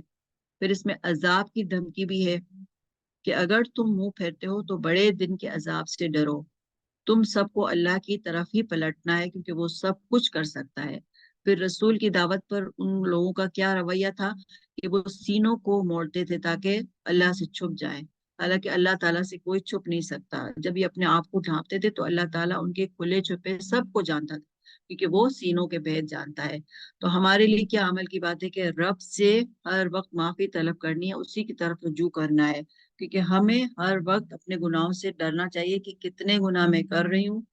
دین کے معاملے میں بھی ہم سے گناہ ہوتے ہیں، دنیا کے معاملے میں تو ہوتے ہی ہیں، دین کے معاملے میں بھی ہم قرآن پڑھ رہے ہیں، پڑھا رہے ہیں، اس وقت بھی مجھ سے کئی گناہ ہوئے ہوں گے قرآن کے معاملے میں، تو اللہ تعالیٰ ہمیں معاف فرمائے۔ جو کچھ ہم کر رہے ہیں گناہوں سے بچائے اللہ تعالیٰ، اور خاص طور سے قرآن کی بات میں کوئی غلطی ہو جائے تو اس غلطی کو بھی اللہ تعالیٰ ہمیں معاف فرمائے۔ کچھ اور بھی باتیں تھی جو اب وقت ہو چکا ہے تو میں یہاں پر اس کو کمپلیٹ کر لیتی ہوں۔ سبحانک اللہم و بحمدک نشہد ان لا الہ الا انت نستغفرک و نتوب الیک ربنا تقبل منا انک انت السمیع العلیم وتب علینا انک انت التواب الرحیم وصلی اللہ تعالی علی خیر خلقہ محمد و آلہ و اصحابہ اجمعین برحمتک یا ارحم الراحمین الہی آمین آمین آمین۔ السلام علیکم ورحمۃ اللہ وبرکاتہ۔